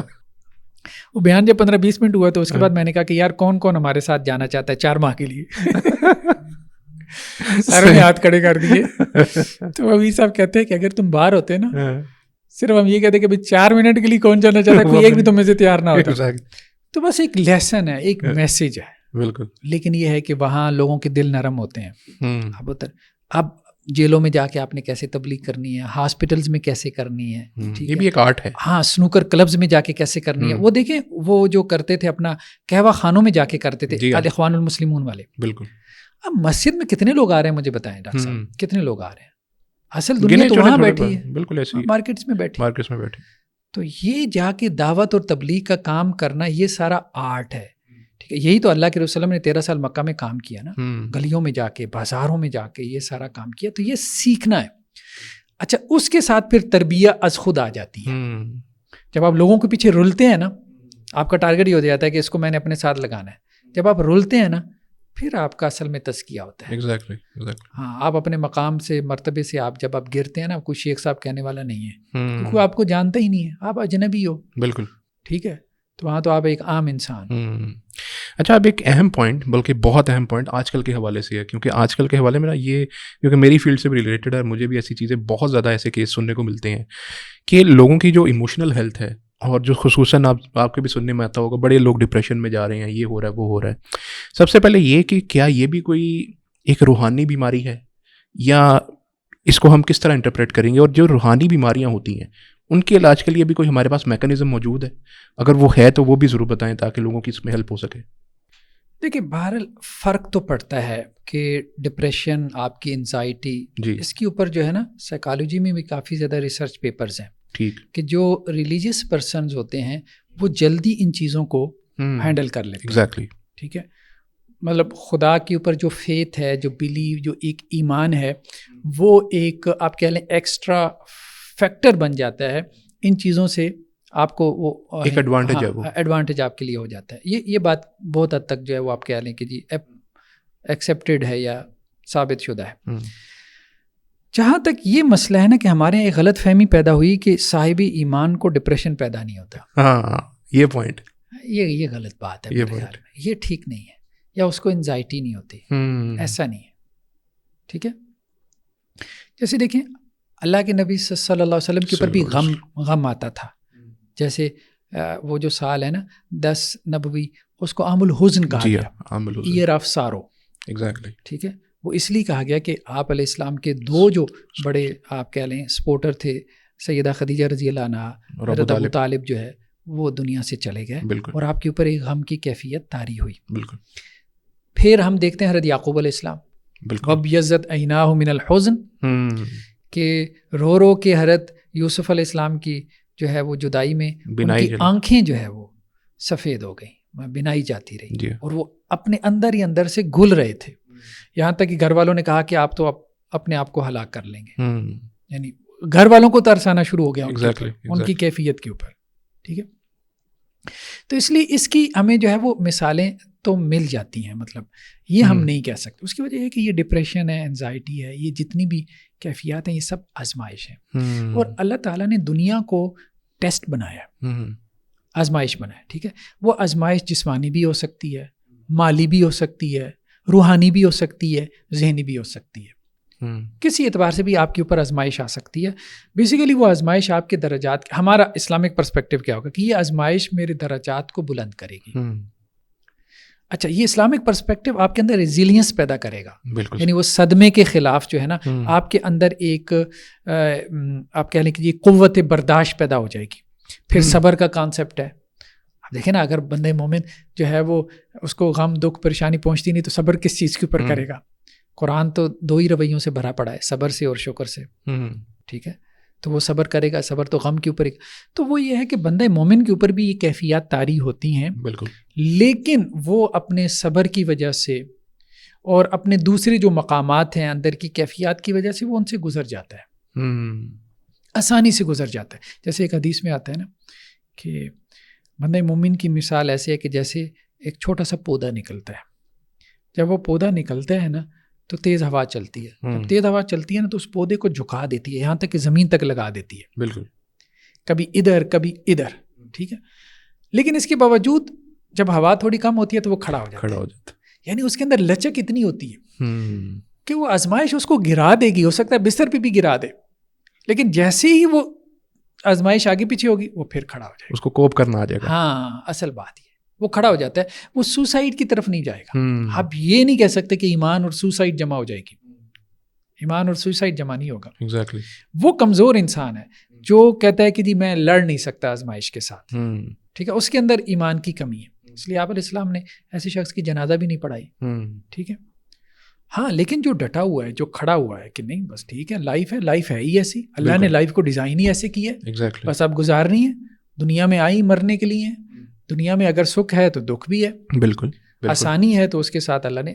تو جب اس کو یہ بات سمجھ میں آ جاتی ہے تو پھر وہ کہتا ہے کہ بس اس کو گزارنا ہے، اب اس کو گزارنا ہے اور اسی طرح سے گزارنا ہے. یعنی میرے ذہن کے مطابق تو نہیں. اب دیکھیں نا، بیسیکلی یہ کیوں چیز پیدا ہوتی ہے؟ ایک چیز ہے میرے ذہن میں اور ایک ہے باہر کے حالات. بالکل، میں یہ چاہتا ہوں کہ یہ ڈفرینس ختم ہو جائے، باہر کے حالات میرے ذہن کے مطابق ہو جائیں. ٹھیک ہے، مطلب ایک لڑکی مثال کے طور پہ نہیں مل رہی اس کو، ٹھیک ہے، اب وہ چاہتا ہے کہ جی وہ مجھے مل جائے، بالکل، یا یہ جاب نہیں مل رہی تو یہ مجھے مل، بالکل. اب 2 صورتیں، یہ ڈفرینس کیسے ختم ہو سکتا ہے؟ ایک تو یہ ڈفرینس ختم ہو سکتا ہے کہ باہر کے حالات میری خواہش کے مطابق ہو جائیں، ٹھیک ہے. دوسرا یہ ہے کہ میری خواہش یا میرے ذہن جو ہے وہ باہر کے حالات کو ایکسیپٹ کر لے. دونوں طرح سے ڈفرینس ختم ہو جائے گا، بالکل ہو جائے گا. باہر کے اوپر تو میرا اختیار نہیں ہے. لوگ اکثر اس پہ محنت کرتے ہیں، کہتے ہیں وہ وظیفہ بتاؤ کہ میرے قدموں میں آ جائے، محبوب قدموں میں، میرے مسئلے حل ہو جائیں. بالکل. حالانکہ اس سے آسان ورکنگ یہ ہوتی ہے کہ آپ اپنے ذہن کو اس کے مطابق کر لو، ڈفرینس ختم کر لو، بالکل ایکسیپٹ کر لو. اپنے اوپر تو اختیار ہے نا، اپنے اوپر تو اختیار ہے. اچھا، یہ جو آپ کے CTB والے ہوتے ہیں، CBT کہتے ہیں، کاگنیٹو بیہیویئر تھیراپی، تو وہ اصل میں اسی کے اوپر محنت کرتے ہیں. ٹھیک ہے، کاؤنسلنگ کے ذریعے سے اور تھراپیز کے ذریعے سے کہ آپ کے ذہن آپ میں ایکسیپٹنس پیدا کریں. اب لوگ اب یہ ایکسیپٹنس آتی نہیں. ہمارے ہاں تو سارا صبر کا جو ہے وہ ہے ہی، یہ سارا صبر کا مثال کے طور پہ سارا ہے ہی ایکسیپٹنس کا ماڈل ہے. بالکل ایسے ہی. اچھا، اس میں ایک ہم آخر پہ اس کو اگر ہم سم اپ کریں، سب سے زیادہ اہم چیز جو اس میں جاننے کی ہے وہ یہ ہے کہ رسول اللہ صلی اللہ علیہ وسلم نے بھی صحابہ کی تربیت کے لیے، ان کے تزکیے کے لیے کوئی ایک میکنزم اپنایا ہوگا، ایک پاتھ وے فالو کیا ہوگا، اور اسی کے ذریعے سے پھر ظاہر ہے کہ رسول اللہ صلی اللہ علیہ وسلم کی اس تربیت کے نتیجے میں صحابہ کا تزکیہ ہوا۔ وہ میکنزم آج کے دور میں اگر ہم دیکھیں، ویسے تو اصولاً آئیڈیل اسٹیٹ وہ مدارس کے اندر پریکٹس کیا جانا چاہیے، لیکن یہاں پر کیا وہ ہوتا ہے یا کس حد تک ہوتا ہے، اس میں تو میں کوئی رائے نہیں دیتا، کیونکہ بہت سی چیزیں ایسی ہیں، فار ایگزامپل دنیا داری ہے، فار ایگزامپل تو لگتی ہے کہ وہ ضد ہے روحانیت کی، لیکن دنیا داری کی کہیں کہیں ضرورت بھی ہوتی ہے، ایک متضاد رائے ہے۔ تو ہمیں وہ ماڈل کیسے فالو کرنا چاہیے جو رسول اللہ صلی اللہ علیہ وسلم کا تزکیہ کا ماڈل تھا صحابہ کے لیے، اور اس کو اپلائی کرنے کے لیے کون سی جگہ، کیا ہم اس کو گھر میں اپلائی کریں، کسی مدرسے میں اپلائی کریں تو کیسے، اور کیا یہاں پر واقعی ایسا ہوتا بھی ہے یا نہیں ہوتا؟ دیکھیے، ایک تو میں ڈاکٹر صاحب یہ اپنے آپ کے وساطت سے اپنے ناظرین کو بھی بتاؤں گا کہ ایک کتاب ہے ہماری صالح اور مسلح کے نام سے، جی بالکل، 600 صفحات کے اوپر ہے، تو اس میں ہم نے، اس کا پورا نام یہ ہے کہ سلف صالحین کے منہج پر تزکیہ نفس اور اصلاح احوال کا پروگرام۔ ٹھیک بیسک صالح کا مطلب یہ ہے کہ خود نیک بننا، مسلح کا مطلب یہ ہے کہ دوسروں کو نیکی کے اوپر لے کر آنا۔ تو نبوی منہج اور طریقہ کار کے آپ یوں کہہ سکتے ہیں، وہ اگر تفصیل کے لیے دیکھنا ہو تو اس کو دیکھا جا سکتا ہے۔ باقی یہ ہے کہ قرآن مجید کی جو آیت ہم نے کہا، قرآن میں کوئی 4 مرتبہ یہ آیت مختلف انداز سے آئی ہے کہ آپ علیہ السلام کا یہ وظیفہ بیان کیا گیا، یتلو علیہم آیاتہ ویزکیہم ویعلمہم الکتاب والحکمہ۔ 4 چیزیں اس میں، تلاوت آیات، تزکیہ اور تعلیم کتاب اور حکمت، 4 چیز۔ اب ایک سوال یہ پیدا ہوا کہ تعلیم پہلے ہے یا تزکیہ پہلے، یا تعلیم یا تربیت میں سے کس کو آپ مقدم کریں گے؟ کچھ لوگ اس طرف چلے گئے کہ آپ تعلیم کی طرف جائیں، کچھ لوگ اس طرف چلے گئے کہ آپ جو ہے وہ تزکیہ کی طرف جائیں۔ پھر تزکیہ میں آگے ایک اور سوال پیدا ہوا کہ تحلیہ مقدم ہے یا تخلیہ مقدم ہے۔ خیر، اس کو میں بعد میں کھولتا ہوں۔ ٹھیک، سب سے پہلے ہم اس سوال کو لے لیں۔ دیکھیں، بات یہ ہے کہ اگر آپ تزکیہ کی طرف پہلے جاتے ہیں تو پھر مطلب یہ ہے کہ تعلیم کے بغیر تزکیہ ہوگا، صحیح علم آپ کے پاس ہے ہی نہیں۔ بالکل ٹھیک، تو آپ تو بدعات اور خرافات کو داخل کر لیں گے اپنے تزکیہ میں۔ بالکل ٹھیک ہے، تو لیکن کچھ لوگوں نے یہاں سے استدلال کیا اس آیت سے، یتلو علیہم آیاتہ ویزکیہم ویعلمہم الکتاب، کہ پہلے تزکیہ ہونا چاہیے۔ اچھا، ذکر اس کا پہلے ہے، مطلب ذکر اس کا پہلے ہے، لیکن واو جمع کے لیے ہوتی ہے۔ اس کا جواب یہ دیا جاتا ہے کہ واو مطلقاً جمع کے لیے ہوتی ہے۔ جیسے ہم کہیں جا زید و حامد، زید اور حامد آئے، تو اس کا مطلب یہ نہیں کہ زید پہلے آئے، وہ اکٹھے آئے، مطلب آگے پیچھے بھی آ سکتے ہیں۔ ٹھیک ہے، واو کا مطلب ہوتا ہے یہ 4 کام مطلب کرو۔ ٹھیک ہے، یہ ترتیب اس میں ضروری نہیں ہوتی۔ تو خیر، بہرحال یہ کویسچن رہا ہے۔ اس میں ایک بات جو ہے نا، پھر بعض لوگوں نے یہ بات کہی کہ جی دیکھیں، اگر پہلے تعلیم ہو جائے گی تو وہ تعلیم تو بہرو قسم کی تعلیم ہوگی، ٹھیک ہے، رسمی قسم کی تعلیم ہوگی، تو اس تعلیم کا اس کو فائدہ نہیں ہوگا کیونکہ اس کا تزکیہ نہیں ہوا۔ ٹھیک ہے، مثال کے طور پہ ایک ہی کلاس میں لوگ بیٹھے ہوتے ہیں تو ہر ایک کی لرننگ ایک جیسی نہیں ہوتی۔ بالکل، کوئی کس مقصد سے آیا ہے، ٹھیک ہے، کس کے اندر کی کیفیات کیا تھیں، جس کی کیفیات اچھی تھی۔ جیسے ایک حدیث میں بھی آتا ہے کہ جب لوگ مسجد میں نماز پڑھنے کے لیے آتے ہیں تو نکلتے ہیں تو کسی کو نماز کا 10واں حصہ ثواب ملتا ہے، کسی کو 9واں، کسی کو وہ سارا۔ بالکل، وہ اب کیفیات کے اعتبار سے، حالانکہ ایک ہی مسجد میں ایک ہی صف میں کھڑے ہو کے نماز پڑھی ہے، تو ایک ہی کلاس میں سب کی لرننگ سیم نہیں ہو رہی، وہ اندر کی کیفیت، یہ بات تو ماننے والی ہے۔ بالکل صحیح ہے کہ وہ کیفیت ایون کہ جو آپ کہہ لیں ماڈرن سائنسز ہیں، اس کے اندر بھی ایک بچہ آیا ہی ٹائم گزارنے کے لیے، ڈگری کے لیے، وہ اور طرح سے لرن کرے گا، اور ایک کا یہ ہے کہ میں نے پروفیسر بننا ہے، میں نے کیا کرنا ہے، ٹھیک ہے، وہ اور طرح سے بالکل وہ مطلب اپنے ٹیچر کی کلاس سے لرن کرے گا، سیکھے گا۔ تو یہ فرق تو پڑتا ہے کہ پیچھے سے آپ لے کے کیا آ رہے ہیں، آپ کے اندر کی جو کیا، تو وہ چیز بھی بہت اہم ہے۔ اچھا، اس میں جو مجھے بات سمجھ میں آتی ہے نا کہ اصل میں یہ ہے کہ تلاوت آیات، پھر تزکیہ، پھر تعلیم، کتاب اور حکمت۔ یعنی تلاوت آیات سے مراد یہ ہے کہ آیات کا ایک موٹا موٹا معنی اور مفہوم، یعنی دین کا بنیادی علم ضرور ہونا چاہیے، حلال و حرام کا، اس کے بعد تزکیہ اور اس کے بعد تفصیلی تعلیم، تو انشاءاللہ سے اس کا فرق پڑے گا۔ پھر جب وہ بخاری کی کلاس میں بیٹھے گا نا، تو مطلب تزکیہ کے ساتھ، تو اس کی کیفیات اور ہوں گی اور اس کی تعلیم بھی کسی اور لیول کی ہوگی۔ کیا ہمارے ہاں مدارس میں یہی والا سیکوینس فالو کیا جا رہا ہے؟ نہیں، ہمارے ہاں تو تزکیہ ہے ہی نہیں، مدارس ہے ہی نہیں، کسی کے ہاں بھی نہیں ہے۔ اچھا، ہے کسی کے ہاں بھی نہیں، صحیح۔ مطلب تزکیہ تو بطور ایک مادے کے پڑھا دیا جاتا ہے، التربیہ و تزکیہ کو کتاب پڑھا دی جاتی ہے، اور لوگ یہ سمجھتے ہیں کہ ہمارا تربیہ اور تزکیہ ہو گیا۔ ایسے نہیں ہوتا. وہ بیسیکلی مطلب وہ تربیت گاہ ہے, اس کے رجالے کار ہی ہو رہے ہیں. وہ کوئی نصاب نہیں ہے کہ جس سے آپ نے گزرنا ہے.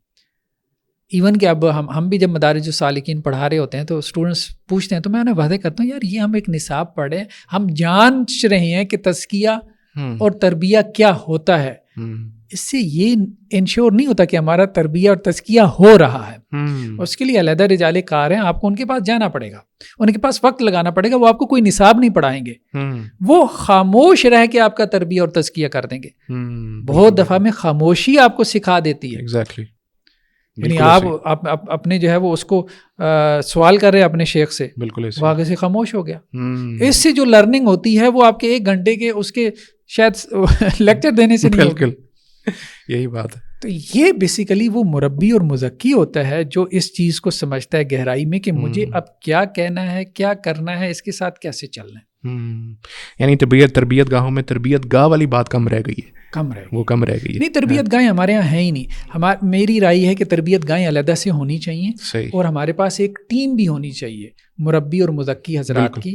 اور یہ وہ لوگ ہوں جو باقاعدہ فیلڈ میں جائیں, دعوت کا کام کریں, رولیں, اپنے آپ کو رلائیں لوگوں کے پیچھے.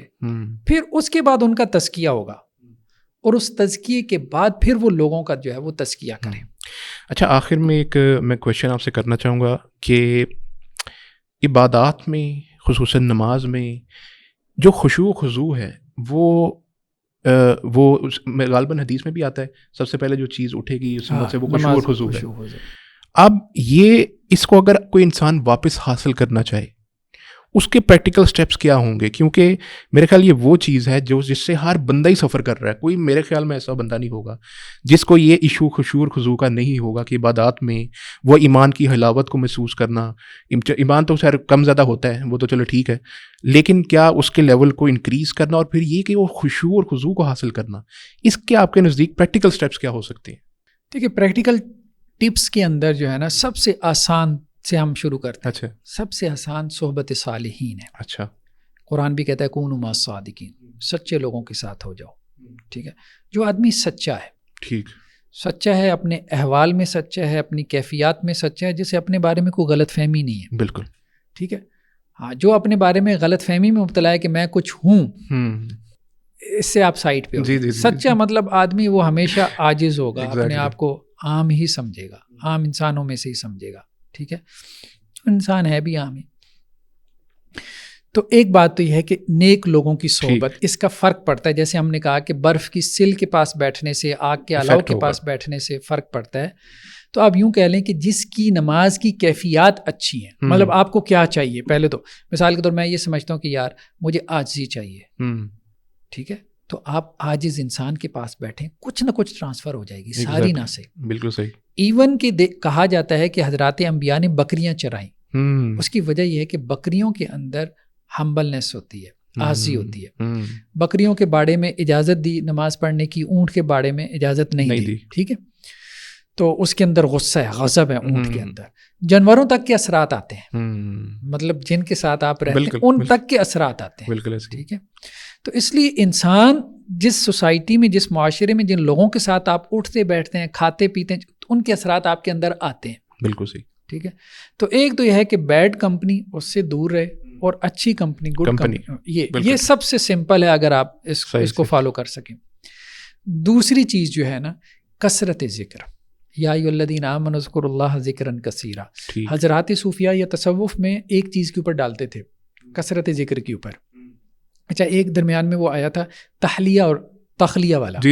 یہ ان کے ہاں جو ہے ہلکا بنانا یا اکیلے میں گوشہ نشینی کرنا. نہیں, تخلیہ وہ یہ کہتے ہیں کہ پہلے رذائل نفس سے اپنے آپ کو پاک کرنا ہے, تکبر, حسد, اس سے اپنے آپ کو پاک کرنا ہے, یا پہلے آپ نے اپنے آپ کو عبادات پہ لگانا ہے. ٹھیک ہو گیا. ذکر, اذکار, تلاوت پہ, نوافل پہ, روزوں پہ, کس طرح سے, مطلب سٹیپ کیا لینا ہے. ٹھیک ہے, تو کچھ اس طرف چلے گئے کہ بھائی پہلے اپنے آپ کو پاک کرو. ٹھیک, یہ نہیں کہ اب آپ کے کپڑے گندے ہیں تو آپ خوشبو لگا رہے ہو, سفید کپڑوں پہ داغ ہے. ٹھیک ہے, پہلے داغ دور کرو, پھر اس کے.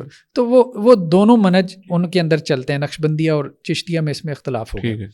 تو اس میں جو لوگ جو ہے نا یہ تحلیہ والے ہیں کہ اپنے آپ کو آپ جو ہے وہ اچھے اخلاق سے آراستہ کرو, تو اللہ تعالیٰ اس کی برکت سے آپ کے تو اس میں یہ کثرت ذکر کی طرف بول، یعنی سب سے سمپل عبادت ذکر ہے، سب سے سمپل. نماز پڑھنے میں مشقت ہوگی، کچھ اسٹرگل کرنی پڑے گی نفس کے ساتھ، روزہ رکھنے میں ذکر ہے، آپ نے زبان ہلانی ہے. پھر یہ ہے کہ اگر عادت ڈالنے کے لیے تسبیح ہاتھ میں پکڑ لیں، آج کل کاؤنٹر مل جاتے ہیں، انگلی میں پہن لیں، کوئی حرج کی بات نہیں. ٹھیک ہے، وہ دکھاوا ریاکاری تو نہیں آپ چلائیں اس کو، کوئی بات. بعض اہل علم نے یہ بات کہی ہے کہ اخلاص کا جو مقام ہے نا وہ ریاکاری سے ہو کے گزرتا ہے. ٹھیک، اچھا، ہاں صحیح.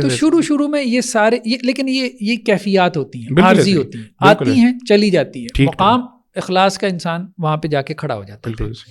تو اس لیے اس سے نہیں گھبرانا کہ رستے میں بہت ساری یہ چیزیں دائیں بائیں نظر آئیں گی. ٹھیک ہے، مناظر ایسے جو برے بھی انسان کو لگیں گے کہ میں کہاں ہوں، لیکن یہ ہے کہ یہ عارضی ہوتے ہیں، انسان ان سے گزر جاتا ہے. اگر وہ سچا ہو نا، سچا سالک ہو، تو اللہ تعالیٰ اس کو وہاں سے گزار دیتے ہیں، اس کو پھنسنے نہیں دیتے، رکنے نہیں دیتے، تو وہ مقام اخلاص پہ پہنچ جاتا ہے. تو ایک تو یہ ہے کہ کثرت ذکر، یہ قرآن کا بہت بڑا حکم ہے، یا ایھا الذین آمنوا اذکروا اللہ ذکرا کثیرا. اور قرآن کتنی آیتیں ہیں، صبح و شام اللہ کو یاد کرو، ذکر کرو. کوئی اسپیسیفک ذکر اس میں ہے کہ کوئی بھی پکڑ لے، استغفار کر لیں، استغفر اللہ، یعنی جس کو زبان پہ جاری کرنے میں اس کو آسانی ہو. ٹھیک ہو گیا. اچھا، شیطان کا ایک اور وسوسہ ہوتا ہے، وہ کیا کہتا ہے، اچھا استغفار کر لیا، درود پڑھ لو، لا الہ الا اللہ پڑھ لو، فلاں. انسان اس میں الجھ جاتا ہے. اس میں نہیں الجھنا. اچھا، اللہ کے قریب کرنے میں کے اعتبار سے سارے ذکر برابر ہیں. ٹھیک ہو گیا. ٹھیک ہے. اب آپ لوگ تو خیر خوابوں کو نہیں مانتے، ہم بھی نہیں مانتے. خیر ایک خواب میں سناتا ہوں، اچھا، چونکہ اس مسئلے سے ریلیٹڈ. صحیح. ہماری ایک تائی جان تھی، تو میں نے کافی ان کی خدمت کی.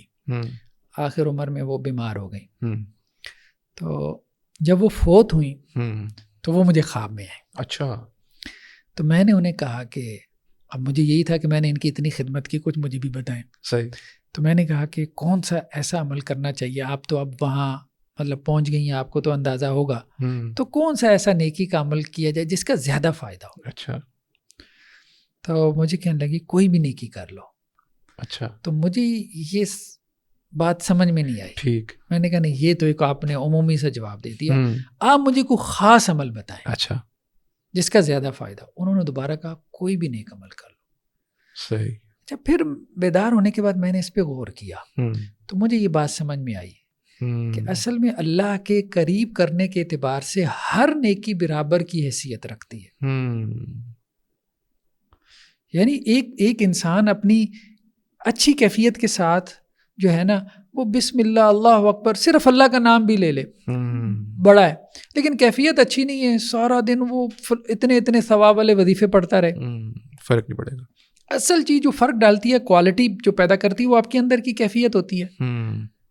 کیفیت نے کوالٹی پیدا کرنی ہے، نیکی کے ظاہر نے نہیں پیدا کرنی. بالکل. ظاہری شکل و صورت اس کی کیا ہے، بس یہ ہے کہ وہ جسٹیفائڈ نیکی ہونی چاہیے شریعت کے مطابق. بالکل صحیح. تو کوئی بھی ذکر کر لے، میں تو یہی کہوں گا. تو یہ ہے صحبت صالحین، اور پھر اس کے بعد ذکر. تیسری چیز جو ہے نا خدمت خلق، لوگوں کے کام آنا. یہ چیز انسان کے دل میں نرمی پیدا کرتی ہے. ٹھیک ہے. صحیح. اچھا، نرمی کا کیا فائدہ ہوتا ہے؟ اللہ کے رسول صلی اللہ علیہ وسلم کی ایک حدیث آپ نے فرمایا کہ انسانوں کی مثال جو ہے نا وہ ایسے ہے کہ جیسے زمین، 3 قسم کی زمین ہوتی ہے. ایک وہ ہے جو کہ سخت زمین ہے، جیسے پہاڑ کی چوٹی ہے جی، اس کے اوپر بارش ہوتی ہے، کوئی فائدہ نہیں ہوا اس کو. ٹھیک ہے، وہاں کوئی فصل بھی نہیں اگا سکتے. بالکل. پھر ایک زمین ایسی ہے کہ جو سخت تو ہے لیکن پیالہ نما ہے، جیسے وادی ہے جی، وہ جھیل کی صورت میں پانی کو ذخیرہ کر لیتی ہے. اب اس زمین کو تو کوئی فائدہ نہیں ہوا کہ اس نے پانی ابزارب نہیں کیا، لیکن لوگوں کو فائدہ دے دیا. کوئی چرند پرند آئے، انسان آئے، پانی بھر کے لے گئے. ٹھیک. ایک تیسری ہے جو نرم زمین ہے، بارانی زمین جیسے کہتے ہیں، کھیت ہے، وہاں فصل ہے، باغات ہیں، وہ پانی بارش کا نیچے گرتا ہے، وہ زمین اس کو ابزارب کرتی ہے قطرے کو. بالکل. پھر اس کے بعد جو ہے وہ بیج کے ساتھ مل کے وہ پھل پھول اور انسانوں کو فائدہ ہوتا ہے. اسی طرح آپ علیہ السلام فرمایا قلب کی بھی زمین ہے. قلوب 3 طرح کے ہیں. ایک وہ ہیں جو سخت ہیں. اب یہ جو وحی ہے نا، یہ بارش کی طرح ہے. جب آپ قرآن پڑھتے ہو تو وہ بارش کی طرح، تو وہ سخت زمین کے اوپر بارش گرتی ہے، اس کو کوئی فائدہ نہیں ہوتا. صحیح. بہت سے لوگ قرآن پڑھتے سنتے ہیں، کوئی فائدہ نہیں ہو رہا. ہو سکتا ہے 30 جلدوں میں تفسیر بھی لکھ دیں، کوئی فرق نہ پڑے، اس کو خود فرق نہ پڑے، ہو سکتا ہے اوروں کو فرق پڑے. ایک وہ ہے جس نے اس دین کو میمورائز کر لیا، یاد کر لیا، قرآن حدیث کی یہ وہ ہمارے یہاں وائز خطبہ جو ہوتے ہیں، خود اس کو کوئی فائدہ نہیں ہو رہا، لیکن لوگ اس سے فائدہ اٹھا رہے ہیں، اس کی باتیں سن کے دین کی طرف آ رہے ہیں، عمل کر رہے ہیں. تیسرا وہ ہے جس کے دل کی زمین نرم ہے. اب یہ بیسیکلی ایبزارب کرتا ہے، جیسے دیکھیں نا فوم ہے نا، پانی ایبزارب کر لے گا، لوہا نہیں کرے گا. آپ کا دل جب نرم ہے نا، جیسے مثال کے طور پہ کسی کے ہاں، مثال تو اچھی نہیں لیکن فوتیدگی ہو جاتی ہے، انسان کا دل نرم ہوتا ہے رکعت کال، اس وقت بعض نصیحت کتنی اثر کر رہی ہوتی ہے، بیسیکلی یہ کیفیت ہوتی. تو دل کی نرمی جو ہے نا، یہ ایک ایسی کیفیت ہے کہ جس کی وجہ سے آپ وحی کے اثرات کو ایبزارب کرتے ہیں. یعنی وحی کے اندر اثرات ہر وقت موجود ہیں، پانی کے اندر جیسے ہیں. مسئلہ ہمارے قلب کی زمین کا ہے. قلب کی زمین پہ کس نے کتنی محنت کی ہوئی ہے. اچھا، کثرت ذکر اور خدمت خالق، یہ دونوں ایسے کام ہیں جو آپ کے دل کی زمین کو نرم کرتے ہیں، کیونکہ خدمت خالق وہی آدمی کرے گا جو نرم دل ہوگا. سخت دل کیسے کسی کے کام آئے گا. اور کثرت ذکر سے بھی دل نرم ہو جاتا ہے. یہ پھر جو ہے نا وحی کے اثرات کو جذب کرتی ہے، اس سے کیفیات آپ کی بہتر ہوتی ہیں اور نماز کی طرف آپ کی جو ہے وہ توجہ بھی بڑھے گی. پھر ایک اور پریکٹیکل ٹپ یہ ہے کہ اذان کے وقت میں مسجد میں ہو انسان، بڑا فرق پڑتا ہے. آپ پہلی رکعت میں جا کے بھاگ کے شامل ہوئی ہے، ٹھیک ہے، بڑا فرق پڑتا ہے. اگر آپ اذان کے وقت مسجد میں ہوتے ہیں، 40 دن تک انسان یہ کام کر لے، اپنے آپ کو پابند کرنا ہے تھوڑا، بالکل ڈسپلن، ہاں، اور جا کے مسجد میں اذان دے. اچھا، آپ دیکھیں کہ آپ کی کیفیت بدل جائے گی. جس دن آپ اذان دے کے جو ہے وہ درمیان میں 2 رکعتیں پڑھیں گے، بیٹھے رہیں گے، اس نماز کی یکسوئی، اور جہاں آپ دوڑ کے نماز میں پہنچیں گے آخری رکعت میں، دوسری رکعت میں، اس کی یکسوئی برابر نہیں ہوگی. بالکل فرق ہے، ایسے ہی ہے. تو یہ محنت کرنے کی ضرورت ہے، مسجد میں زیادہ وقت گزارنا.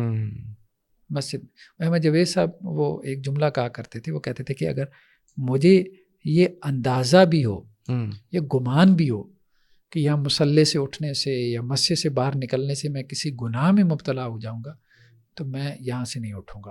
اس وقت تک نہیں اٹھوں گا جب تک میرے اندر یہ یقین کی کیفیت نہ پیدا ہو جائے کہ باہر جا کے میں گناہ میں مبتلا نہیں ہوں گا. تو مسجد کے ساتھ جو تعلق ہے نا، اس کو مضبوط بنانے کی ضرورت ہے کہ انسان مسجد میں جا کے مسجد کی صفائی کرنا، مسجد میں جا کے اذان دینا، نوافل کا اہتمام کرنا، یہ ساری چیزیں ایسی ہیں کہ جو اس کی فرائض کی کیفیات کو بہتر بنائیں گی. تو ہم نے چونکہ دین کو بہت منیمم کر دیا، مطلب اہل حدیث وہ صرف فرض کافی ہیں، وہ بات تو ٹھیک ہے، صرف فرض کافی ہے، ٹھیک ہے، لیکن یہ ہے کہ اس سے وہ پھر وہ اس طرح سے کیفیات نہیں پیدا ہوتی. ڈاکٹر صاحب بہت شکریہ. یہ جو سٹیپس تھے، اس سے جو ہے نا بات، وہ کہتے ہیں نا بات کو 4 چاند لگ گئی، کیونکہ لوگوں کی ضرورت ہے. اصل میں یہ وہ چیز ہے، اس سے میں نے جیسے کہا ہر بندہ افیکٹڈ ہے، ہر بندے کو ضرورت ہے کہ وہ خضوع کو حاصل کرے، اور ہر بندہ اس کے اندر ڈیفیشینٹ ہے. کسی کے پاس وہ اس طرح کوئی کلیم نہیں کر سکتا کہ نہیں میرا پورا ہے. ہر ایک کو مسئلہ ہے اس میں، اور مجھے امید ہے کہ ناظرین کو بھی اس حوالے سے بہت مدد ملی ہوگی جس طرح سے مجھے حاصل ہوئی ہے. اس لیے آپ کا پھر سے ایک بہت شکریہ ان خصوصی طور پہ ان پریکٹیکل سٹیپس کے لیے، اور اس سے پہلے جتنی ہم نے گفتگو کی الحمدللہ بہت فروٹفل ثابت ہوئی. اس کے لیے جزاک اللہ خیرہ بھی. اور اسی کے ساتھ ہمارے شو کا وقت بھی اختتام کو پہنچتا ہے. ناظرین سے یہ بھی درخواست ہے، کوئی اس کے بارے میں کامنٹ کرنا چاہیں، feel free to do it. And السلام علیکم ورحمۃ اللہ وبرکاتہ.